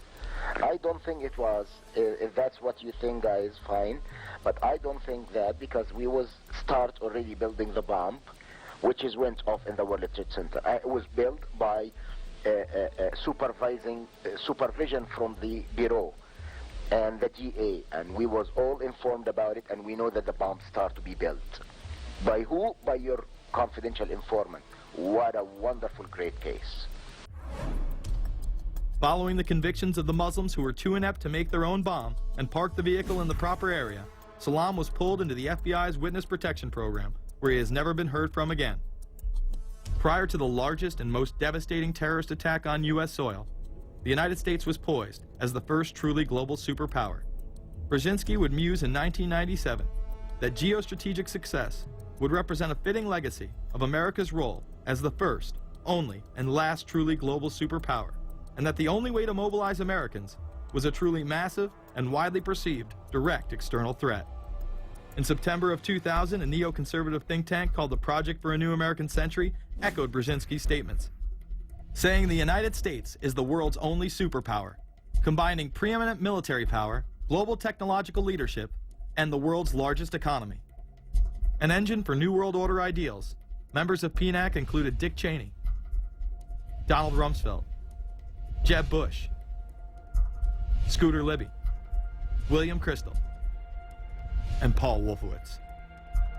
Describing the difficulty in projecting force, they write the process of transformation is likely to be a long one, absent some catastrophic and catalyzing event, like a new Pearl Harbor. This takes us full circle to the September 11th attacks of 2001. In my previous film, Fabled Enemies, I expose in great detail the Saudi Arabian, Pakistani, and Israeli connections in conjunction with this international intelligence operation. In the early 1980s, bin Laden worked with operatives from U.S. intelligence, the Pakistani military, and Arab states. They ran a wide-ranging covert network that recruited and financed Muslim fighters to battle the Soviet army. The hijackers that were trained at U.S. military installations and protected by the FBI and CIA.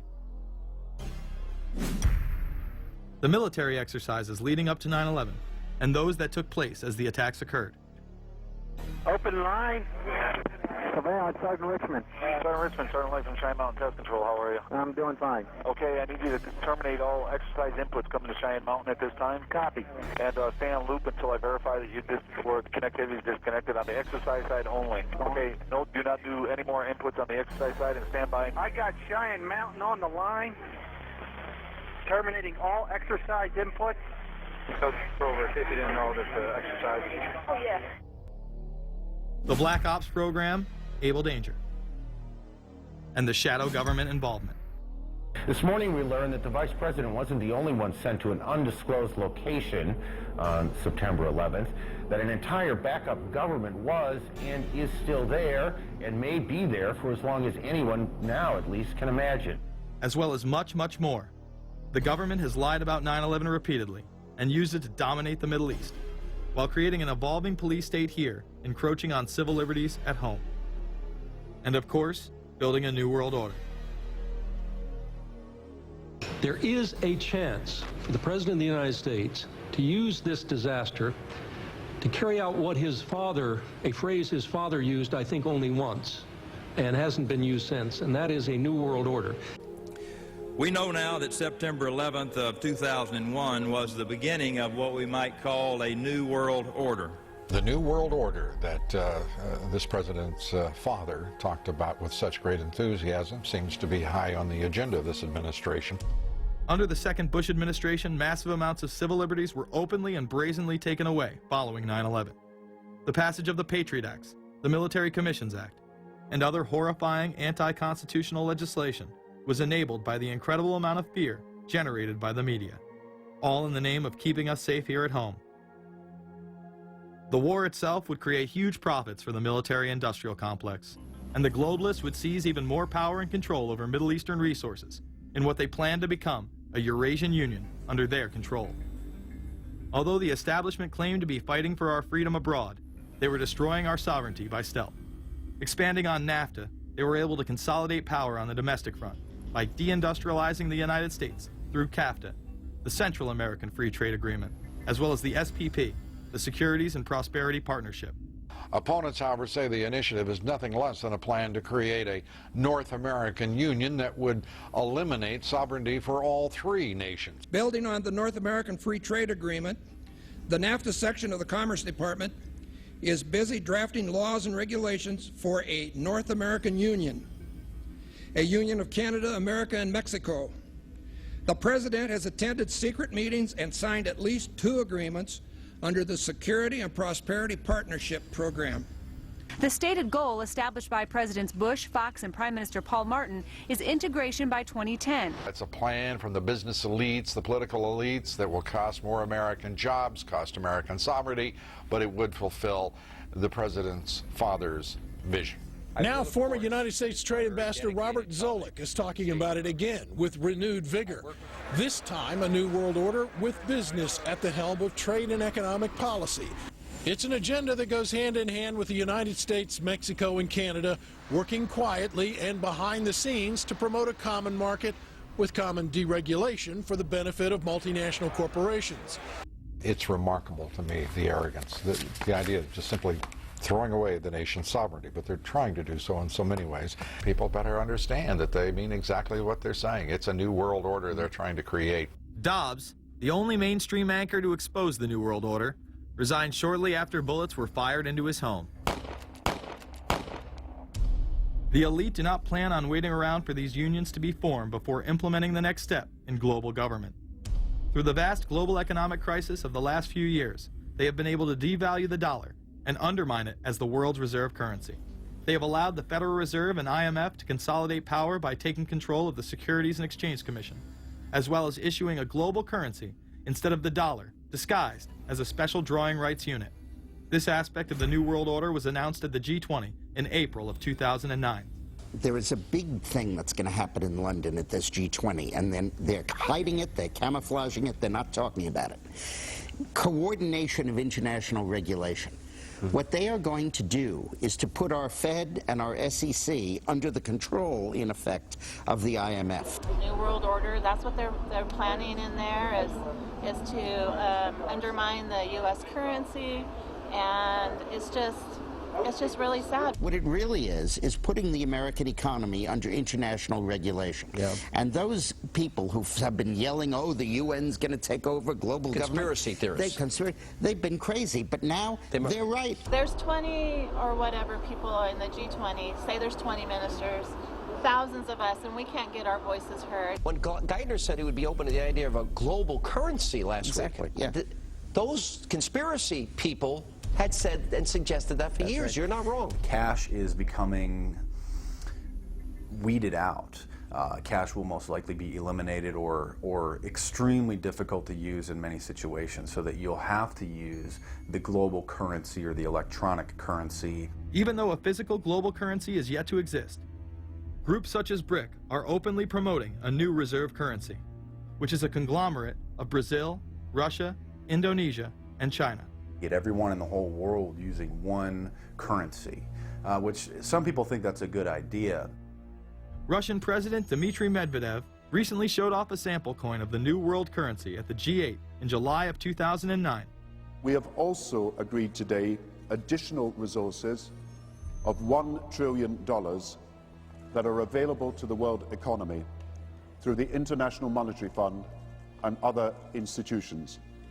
This includes 250 billion from special drawing rights, the reserve currency of the IMF, drawing rights that will be issued to countries who are part of the International Monetary Fund. I think a new world order is emerging, and with it the foundations of a new and progressive era of international cooperation. The head of the European Union is also calling for global government. 2009 is also the first year of global governance, with the establishment of the G20 in the middle of the financial crisis. Gordon Brown has called for a world constitution. We now need nothing short of a world constitution for the global financial system. Both Gordon Brown and Barack Obama had been groomed to be the next Anglo-American spokesman for this new world order after Bush and Blair stepped down. Here is Gordon Brown in front of the CBI prior to him being chosen to become Prime Minister. And it's only now that we can begin to understand that the world order that globalization brings and what it's going to look like. But what does the new world order mean for countries like ours who are looking to succeed?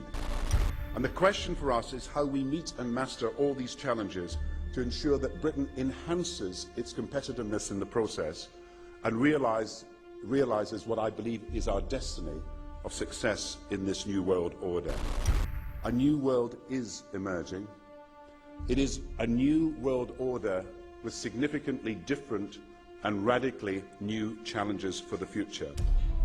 President Barack Obama has also espoused similar views on globalism. Here he is in Berlin, Germany, in July of 2008, in what media have dubbed his New World Order speech. Well, there have been extraordinary scenes in Berlin tonight as thousands of people gathered to hear Barack Obama deliver key foreign policy speech on his current European tour. The Democratic presidential hopeful laid out his vision for America's place in a new world order. In this new world, such dangerous currents have swept along faster than our efforts to contain them. And that is why we cannot afford to be divided. No one nation, no matter how large or powerful, can defeat such challenges alone. But the burdens of global citizenship continue to bind us together. In this new century, Americans and Europeans alike will be required to do more, not less. Partnership and cooperation among nations is not a choice. It is the only way, the one way, to protect our common security and advance our common humanity. That is why America cannot turn inward. That is why Europe cannot turn inward. America has no better partner than Europe. Now is the time to build new bridges across the globe as strong as the one that binds us across the Atlantic. Now is the time to join together through constant cooperation and strong institutions and shared sacrifice and a global commitment to progress to meet the challenges of the 21st century. Barack Obama also became the first sitting president to ever become the chair of the Security Council for the United Nations, which only further cites his allegiance to world government. In an era when our destiny is shared, power is no longer a zero-sum game. No one nation can or should try to dominate another nation. No world order that elevates one nation or group of people over another will succeed. No balance of power among nations will hold.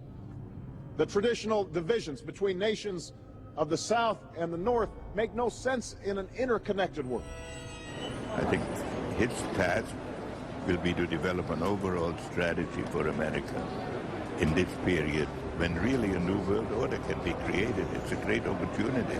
The globalists, who know that Obama is going to promote their plan, want to make him such a superhero that nobody will question what he's doing. He is very much a product of the system that he is now technically in charge of. Obama alone, or the Democrat Party alone, is not responsible for his massive rock star status.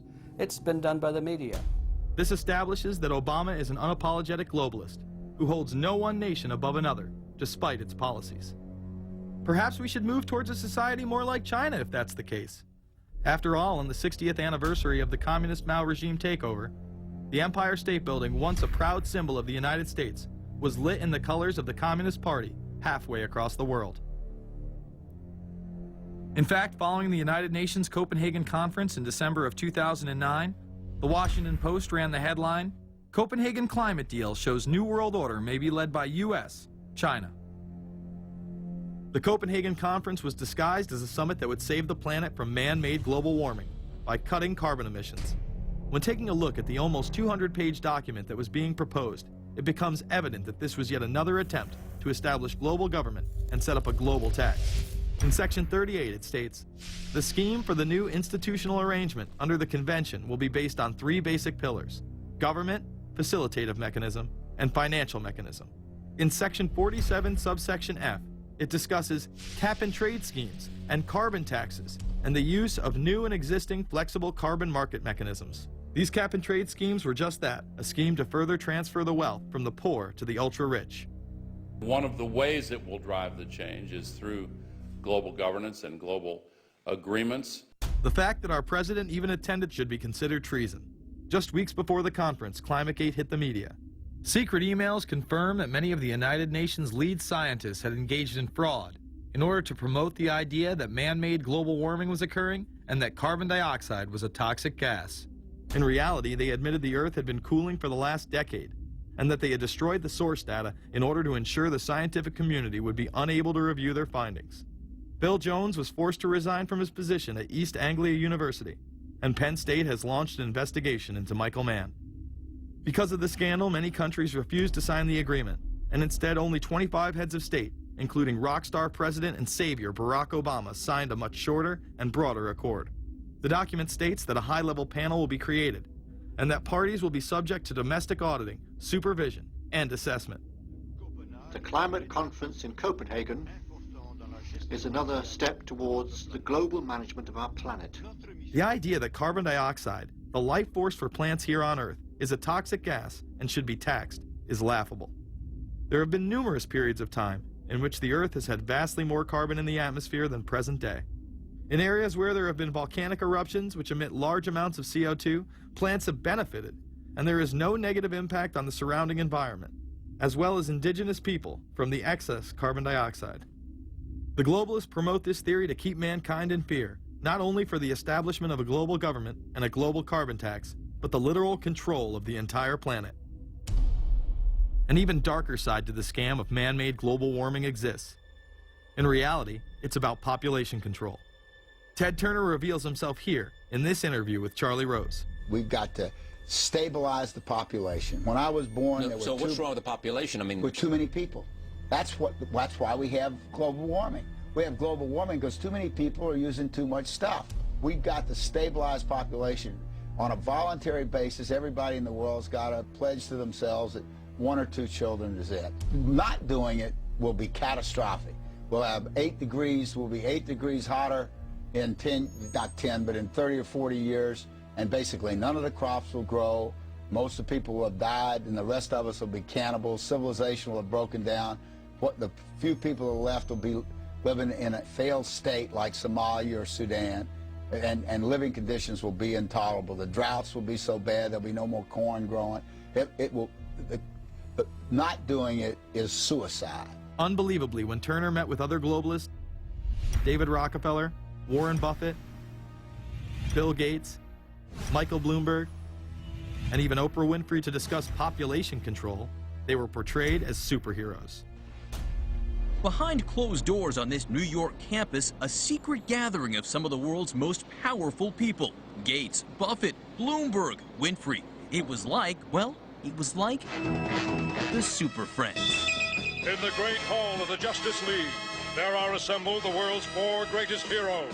Together with others at the meeting, including George Soros, Ted Turner, David Rockefeller, they're worth more than $125 billion. The new Superman and Wonder Woman, the super rich friends, not fighting bad guys, but fighting for good nonetheless. Would a superhero call for a one-child policy? Would a superhero call for population control? In a recent interview, he claims that 2 billion people would be ideal. That means 4 billion plus must die to accommodate a man who owns more acreage than anyone else on the planet. Let's not forget that Ted Turner is the president of the United Nations Foundation. There are countless examples of how we are being indoctrinated to accept these kind of conditions and believe that man and his activities are the problem. From the promotion of climate cops, we're the carbon cops and we're on the lookout for energy wasters, to phony liberals and conservatives getting together to promote climate change. Hell, let's face it, we're polar opposites. We couldn't be further apart. I'm on the left, And I'm usually right. And we strongly disagree. except on one issue. Tell them what it is, Reverend Pat. That would be our planet. Taking care of it is extremely important. We all need to work together, liberals and conservatives. So get involved. It's the right thing to do. Now there you go again. The New World Order will stop at nothing to achieve planetary dominance, whether it be assassination, wars based on lies, and even a phony environmental movement. So it should come as no surprise that they have been tracking, tracing, and databasing our lives for years. Many people are aware that the Bush administration engaged in warrantless wiretaps on American citizens. What they don't understand is that it's come out in court that all the major telecommunications companies have been secretly storing every piece of data received from our phones and our computers and handing them over to the National Security Agency. You heard about the government secretly listening in on phone conversations without a warrant, but there is evidence that your email is also being tapped. The government has been intercepting most emails as part of its terrorist surveillance program. That program has been criticized as illegal because it's missing an important ingredient: search warrants. Several years ago, Klein says he came to suspect that AT&T had installed secret computer gear designed to spy on internet traffic at the request of the National Security Agency. This is just a small part of the picture, as AT&T was not the only company involved and emails were not the only issue. The NSA was installing Norris Insight systems, which are capable of monitoring billions of bits of internet traffic per second. It was also able to monitor any calls trafficked through its system, all websites visited, all instant messaging, and separate types of transaction records. The secret room at AT&T contains gear which enables the government to look at every individual message on the internet and analyze exactly what people are doing. Here's another document. It mentions a company called Norris. Norris makes computer software that can swallow and analyze 10 gigabytes of information every second. That means it could go through all the information in all the books in the Library of Congress in a little over 15 minutes. The documents Klein and others were able to produce were then censored by the NSA. Bankston isn't allowed to talk about the documents in detail. The government has since had them sealed. But he says what is in there boggles the mind. We are talking about a substantial portion of all the communications traffic in the United States. The policies have been shielded by the Obama administration and continue to this day. Attorney General Holder has publicly stated lawsuits be thrown out of court. And after several attempts, Klein and other cases were thrown out as well, once again citing the national security of what used to be a constitutional republic, not a massive corrupt slave state. Living in the New World Order, when it's close to completion, for the average citizen, for people like you and me, is going to be essentially slavery. We're never going to be able to get ahead. We're never going to be able to amass enough wealth, essentially to retire or to do what we want to do in life. We're going to constantly be working for the man. They're creating essentially a two-class system. So it's going to be an inner ruling elite and then everyone else. And I got news for you. You're everyone else. The New World Order that is currently being built revolves around creating a global technopoly ruled by the elite, in which they dominate and control a severely reduced populace, which they treat as their pets. In the New World Order, the people are the enemy. Internal documents released in March of 2009 reveal that the Department of Homeland Security is targeting citizens who discussed the New World Order, people with a Christian identity or sovereign citizens who argue that the government has gotten away from the intent of the Constitution and are strong states' rights advocates. People who are anti-immigration, stating, extremists will argue that immigrants are taking the jobs of U.S. citizens during times of high unemployment and without paying taxes. People who oppose the Federal Reserve banking system. People who display constitutional party or libertarian material. People who support Ron Paul. And those who have bumper stickers containing anti-government rhetoric.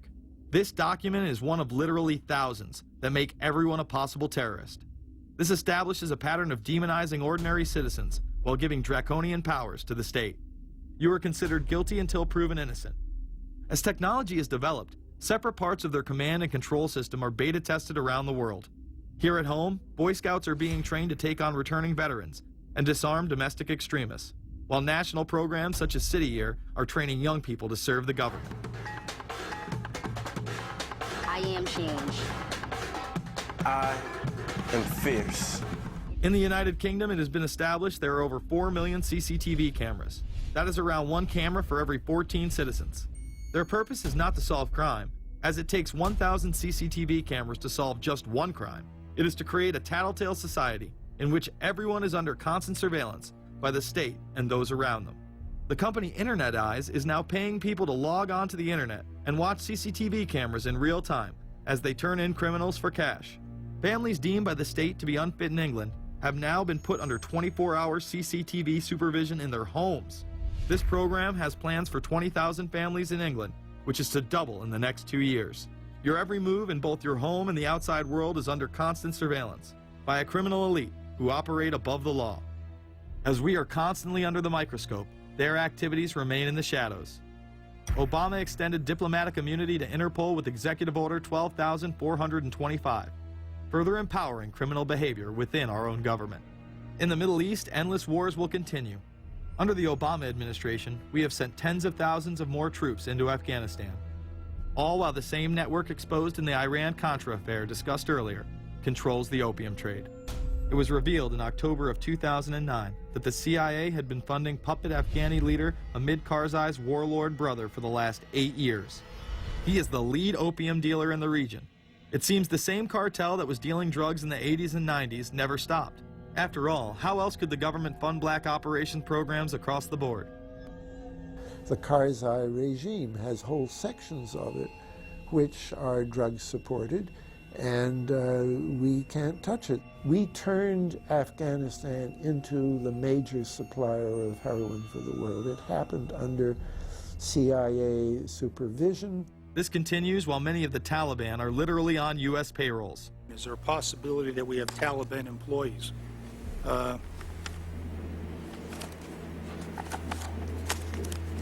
The commander in the field, or I should say the COCOM commander, General Petraeus, has made it a conscious effort to, as part of his coin strategy, to hire local nationals. I can't talk in this form, nor am I the qualified guy to talk about it, but there is no doubt in my mind, one day you're on one side of the ledger, the other day you may be on the other side of the ledger. Biometrics have been instituted in both Afghanistan and Iraq, where individuals are subject to fingerprint devices, iris scanners, and electronic databases to screen local residents as well as DNA tests. This includes anyone within the populace of a combat zone. Someone has to go out there with the biometric registration equipment, take your iris scans, take your scans and get you registered in the system like that. As scary and tyrannical as these systems seem to be, none may be as dangerous as the implantable RFID microchip. Through various pretenses, including terror, security, and entertainment, the chip has been promoted and integrated into society. In 2001, following the 9/11 terrorist attacks, the Jacobs family became the first family to be injected with microchips in front of a live television audience. We have a Florida family who are really pioneers in a brave new world. They have volunteered to be the first ever to have microchip identification devices implanted into their body. After 9/11, I was really concerned with the security of my family. In 2004, the FDA approved the use of RFID technology to be implanted into human beings. However, studies dating back to the 1990s show the implantable microchip has been linked to cancer in animals, but this has not slowed the agenda of control. In Barcelona, trendies get chips in order to receive VIP status at the exclusive Baja nightclub. A simple swipe of the arm gets them in without a line, and it pays for their drinks too. The Mexican government also chipped employees for security measures in 2004. We were interested today to hear that more than 100 law enforcement officials in Mexico are having microchips implanted in their arms. The chips allow a person to be scanned, sort of like a cereal box at the supermarket checkout.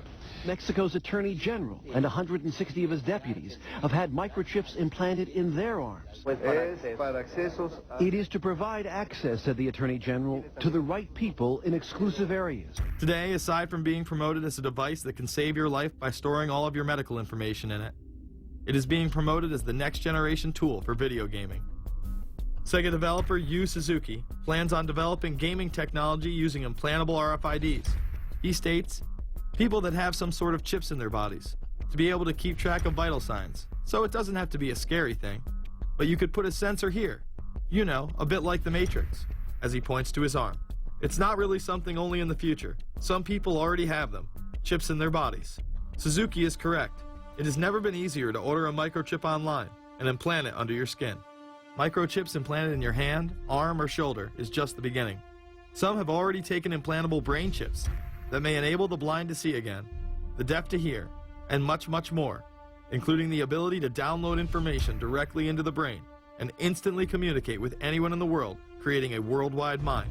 It's very interesting that the way that the New World Order is going is moving towards a system that is identical to that, whether it's going to be an implantable microchip, an RFID, a thumb scan, whether it's going to be some sort of a tattoo.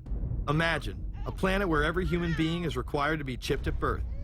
This would be the final tool implemented in a command and control world government system in which the elite rule the masses with total control of their lives. This is, of course, a terrible predicament for those of us who are convinced that this system is slowly but surely destroying this country and has to be changed. But we can't count on the elected presidents to do it, and we can't count on the elected Congress to do it.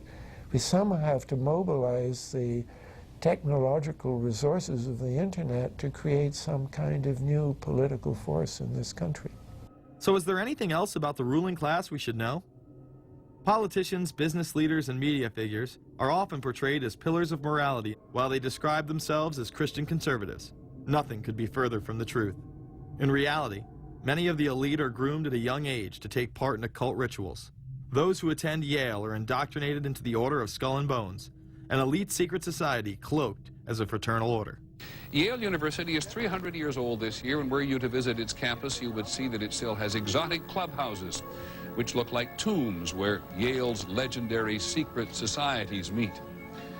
Their prestige and importance have largely evaporated, but the rituals are still a secret. And so when we heard that some enterprising characters had managed to spy on the famous Skull and Bones Society, we couldn't resist. Skull and Bones, people say it's a fraternity at Yale University, but it's really a postgraduate organization. So it was founded in 1832, and it's not like a normal fraternity. People don't pledge. These people choose who they want to come. So they do the recruiting. They recruit 15 people every year, people who they see are going to be powerful people in the future. So they're recruited when they're a junior in college. A lot of these people come from really wealthy and influential families because they know that this person has the resources to then elevate them to a position of power that can benefit the club. The video shows the neophytes, or initiates, kissing a skull, then performing a mock human sacrifice. Horrific screams caught on tape include chants of, "The devil equals death, death equals the devil." True. Famous alums include Senators John Kerry and John Chafee, to name two, cabinet secretaries such as Averell Harriman, and 3 presidents, William Taft, George Bush, and George W. Bush, who's been reluctant to talk about Skull and Bones. Does it still exist? The thing is so secret, I'm not even sure it still exists. Former Skull and Bones members and current members have been presidents, heads of the CIA, senators, heads of business. I mean, huge, huge corporations.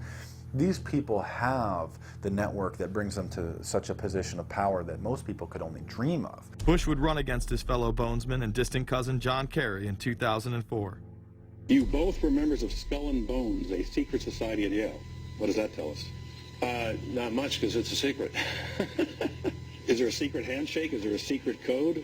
I wish there were something secret I could manifest. 322, a secret number? There are all kinds of secrets, Tim. You were both in Skull and Bones, the secret society.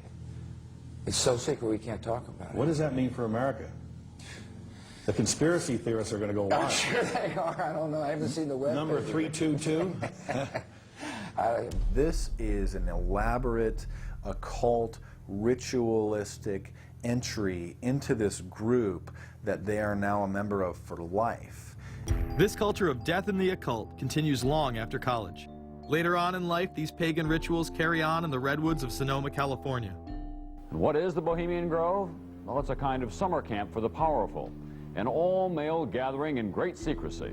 This group was formed in the late 1800s by artists, industrialists, and politicians. Bohemian attendees worship the owl as their deity. The Aztecs, Mayans, and other natives of Mesoamerica considered the owl a symbol of destruction and death. This is why the opening ritual for the club is the cremation of care.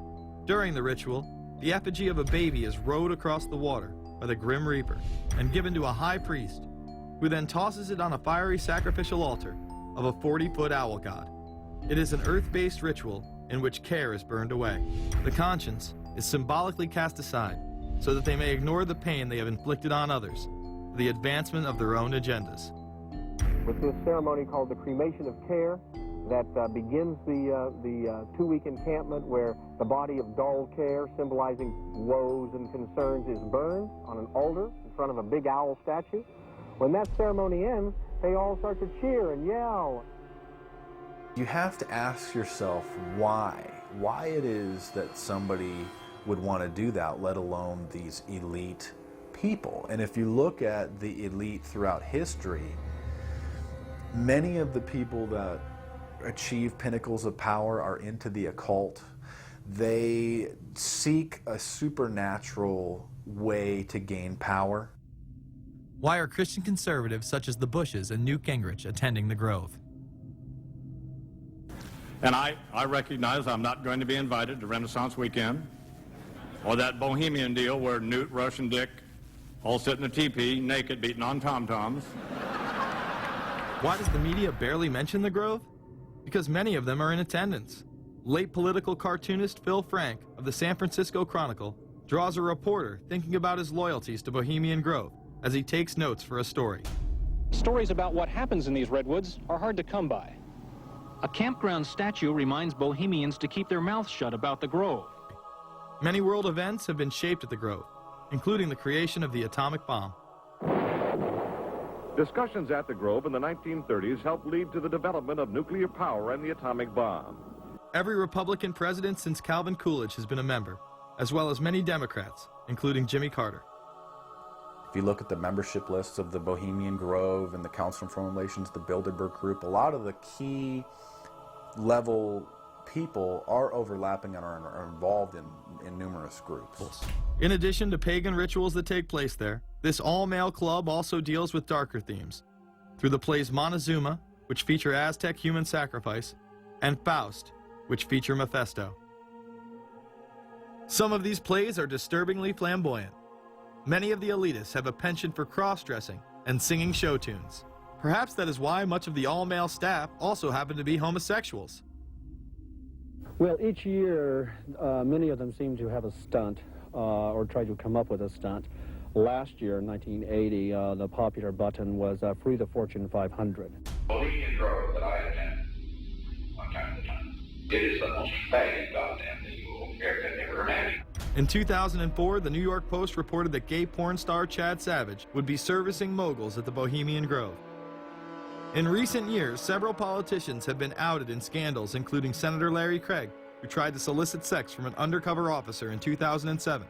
Even more shocking, it was revealed in 2004 that right-wing blogger James Guckert, who had unprecedented access to the White House during the Iraq War, was actually Jeff Gannon, a madam and male prostitute for MilitaryStuds.com.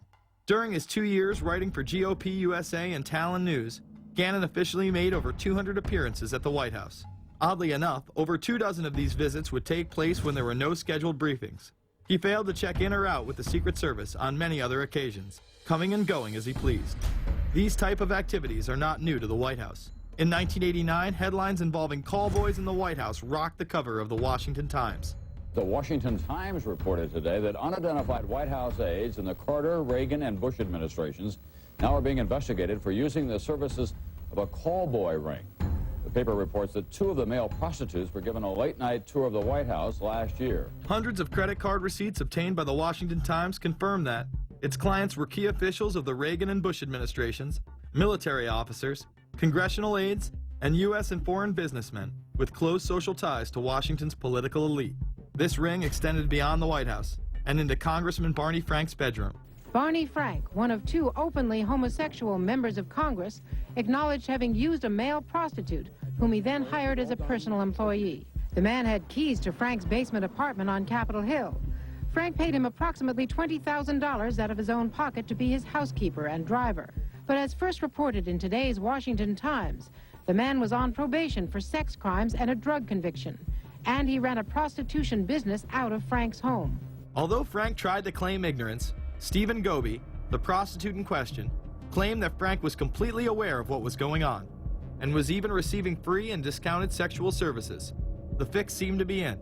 Frank was threatening members of Congress to remain silent prior to being exposed in this sex ring. Massachusetts Democrat Barney Frank, a homosexual, threatened to expose fellow congressmen he knew to be gay unless they stopped spreading rumors. Questions stopped and Frank walked away with a slap on the wrist. Some members of the Ethics Committee were disgusted.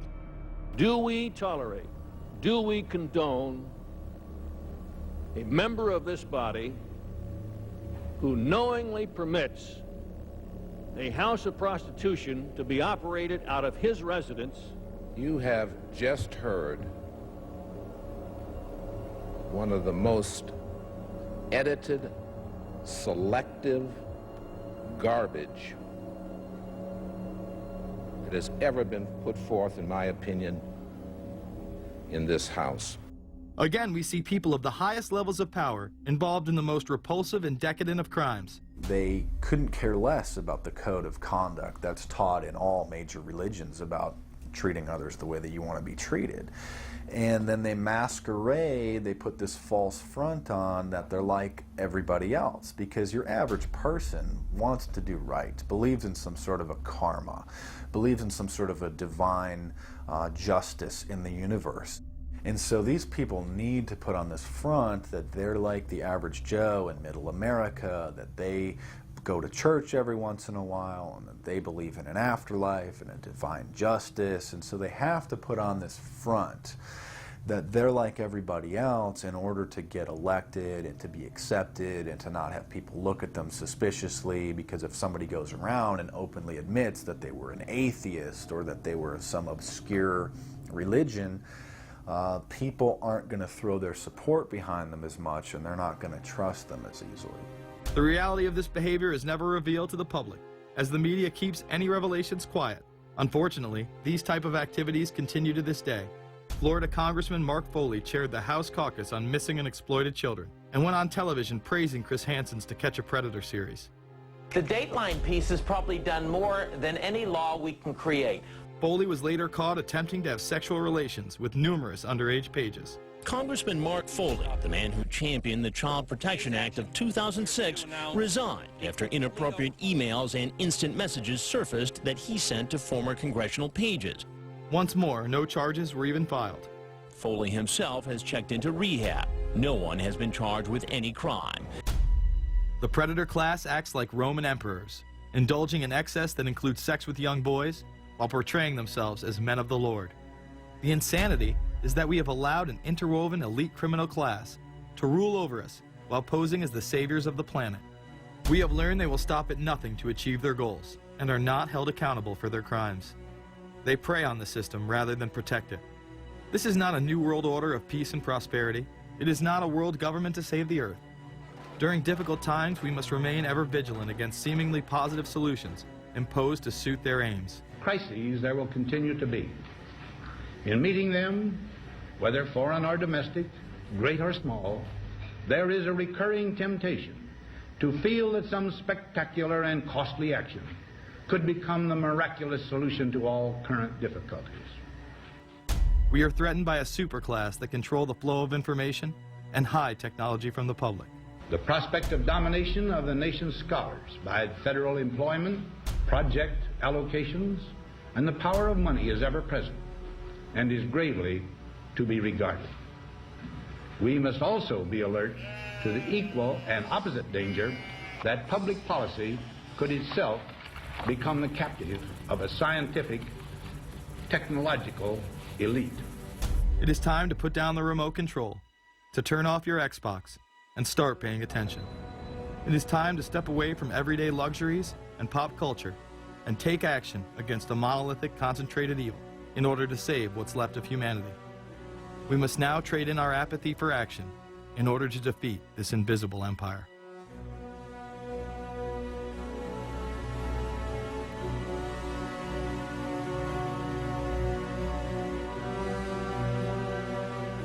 How set up are we to deal with this new world order? I think we're going to hear a lot about that today. Let's take the New World Order. It's an interesting phrase. I've been thinking a little bit about the structure of the world, right? The New World Order, as everybody says. The peace could yield to the pernicious New World Order. The New World Order. The New World Order. The New World Order. The New World Order. This new world order. Stay fixed on your goal of imposing the New World Order. You kept talking about a New World Order. A New World Order. That's what we need now. A new world order with swing. One war and one victory doth not a new world order make. Conservatives used to believe in the United States of America rather than the United States of the New World Order. The ambition to create a new world order. Whose world order is this? And of course, what he called it was the New World Order. Respect for a new world order. We can see a new world coming into view, et cetera, et cetera. That's the core of the New World Order that we want to try to build. It's the sole superpower, New World Order. New World Order. A new world order. To a new world order of peace. Let's say a new world order, for want of a better term. Entities of the new world order.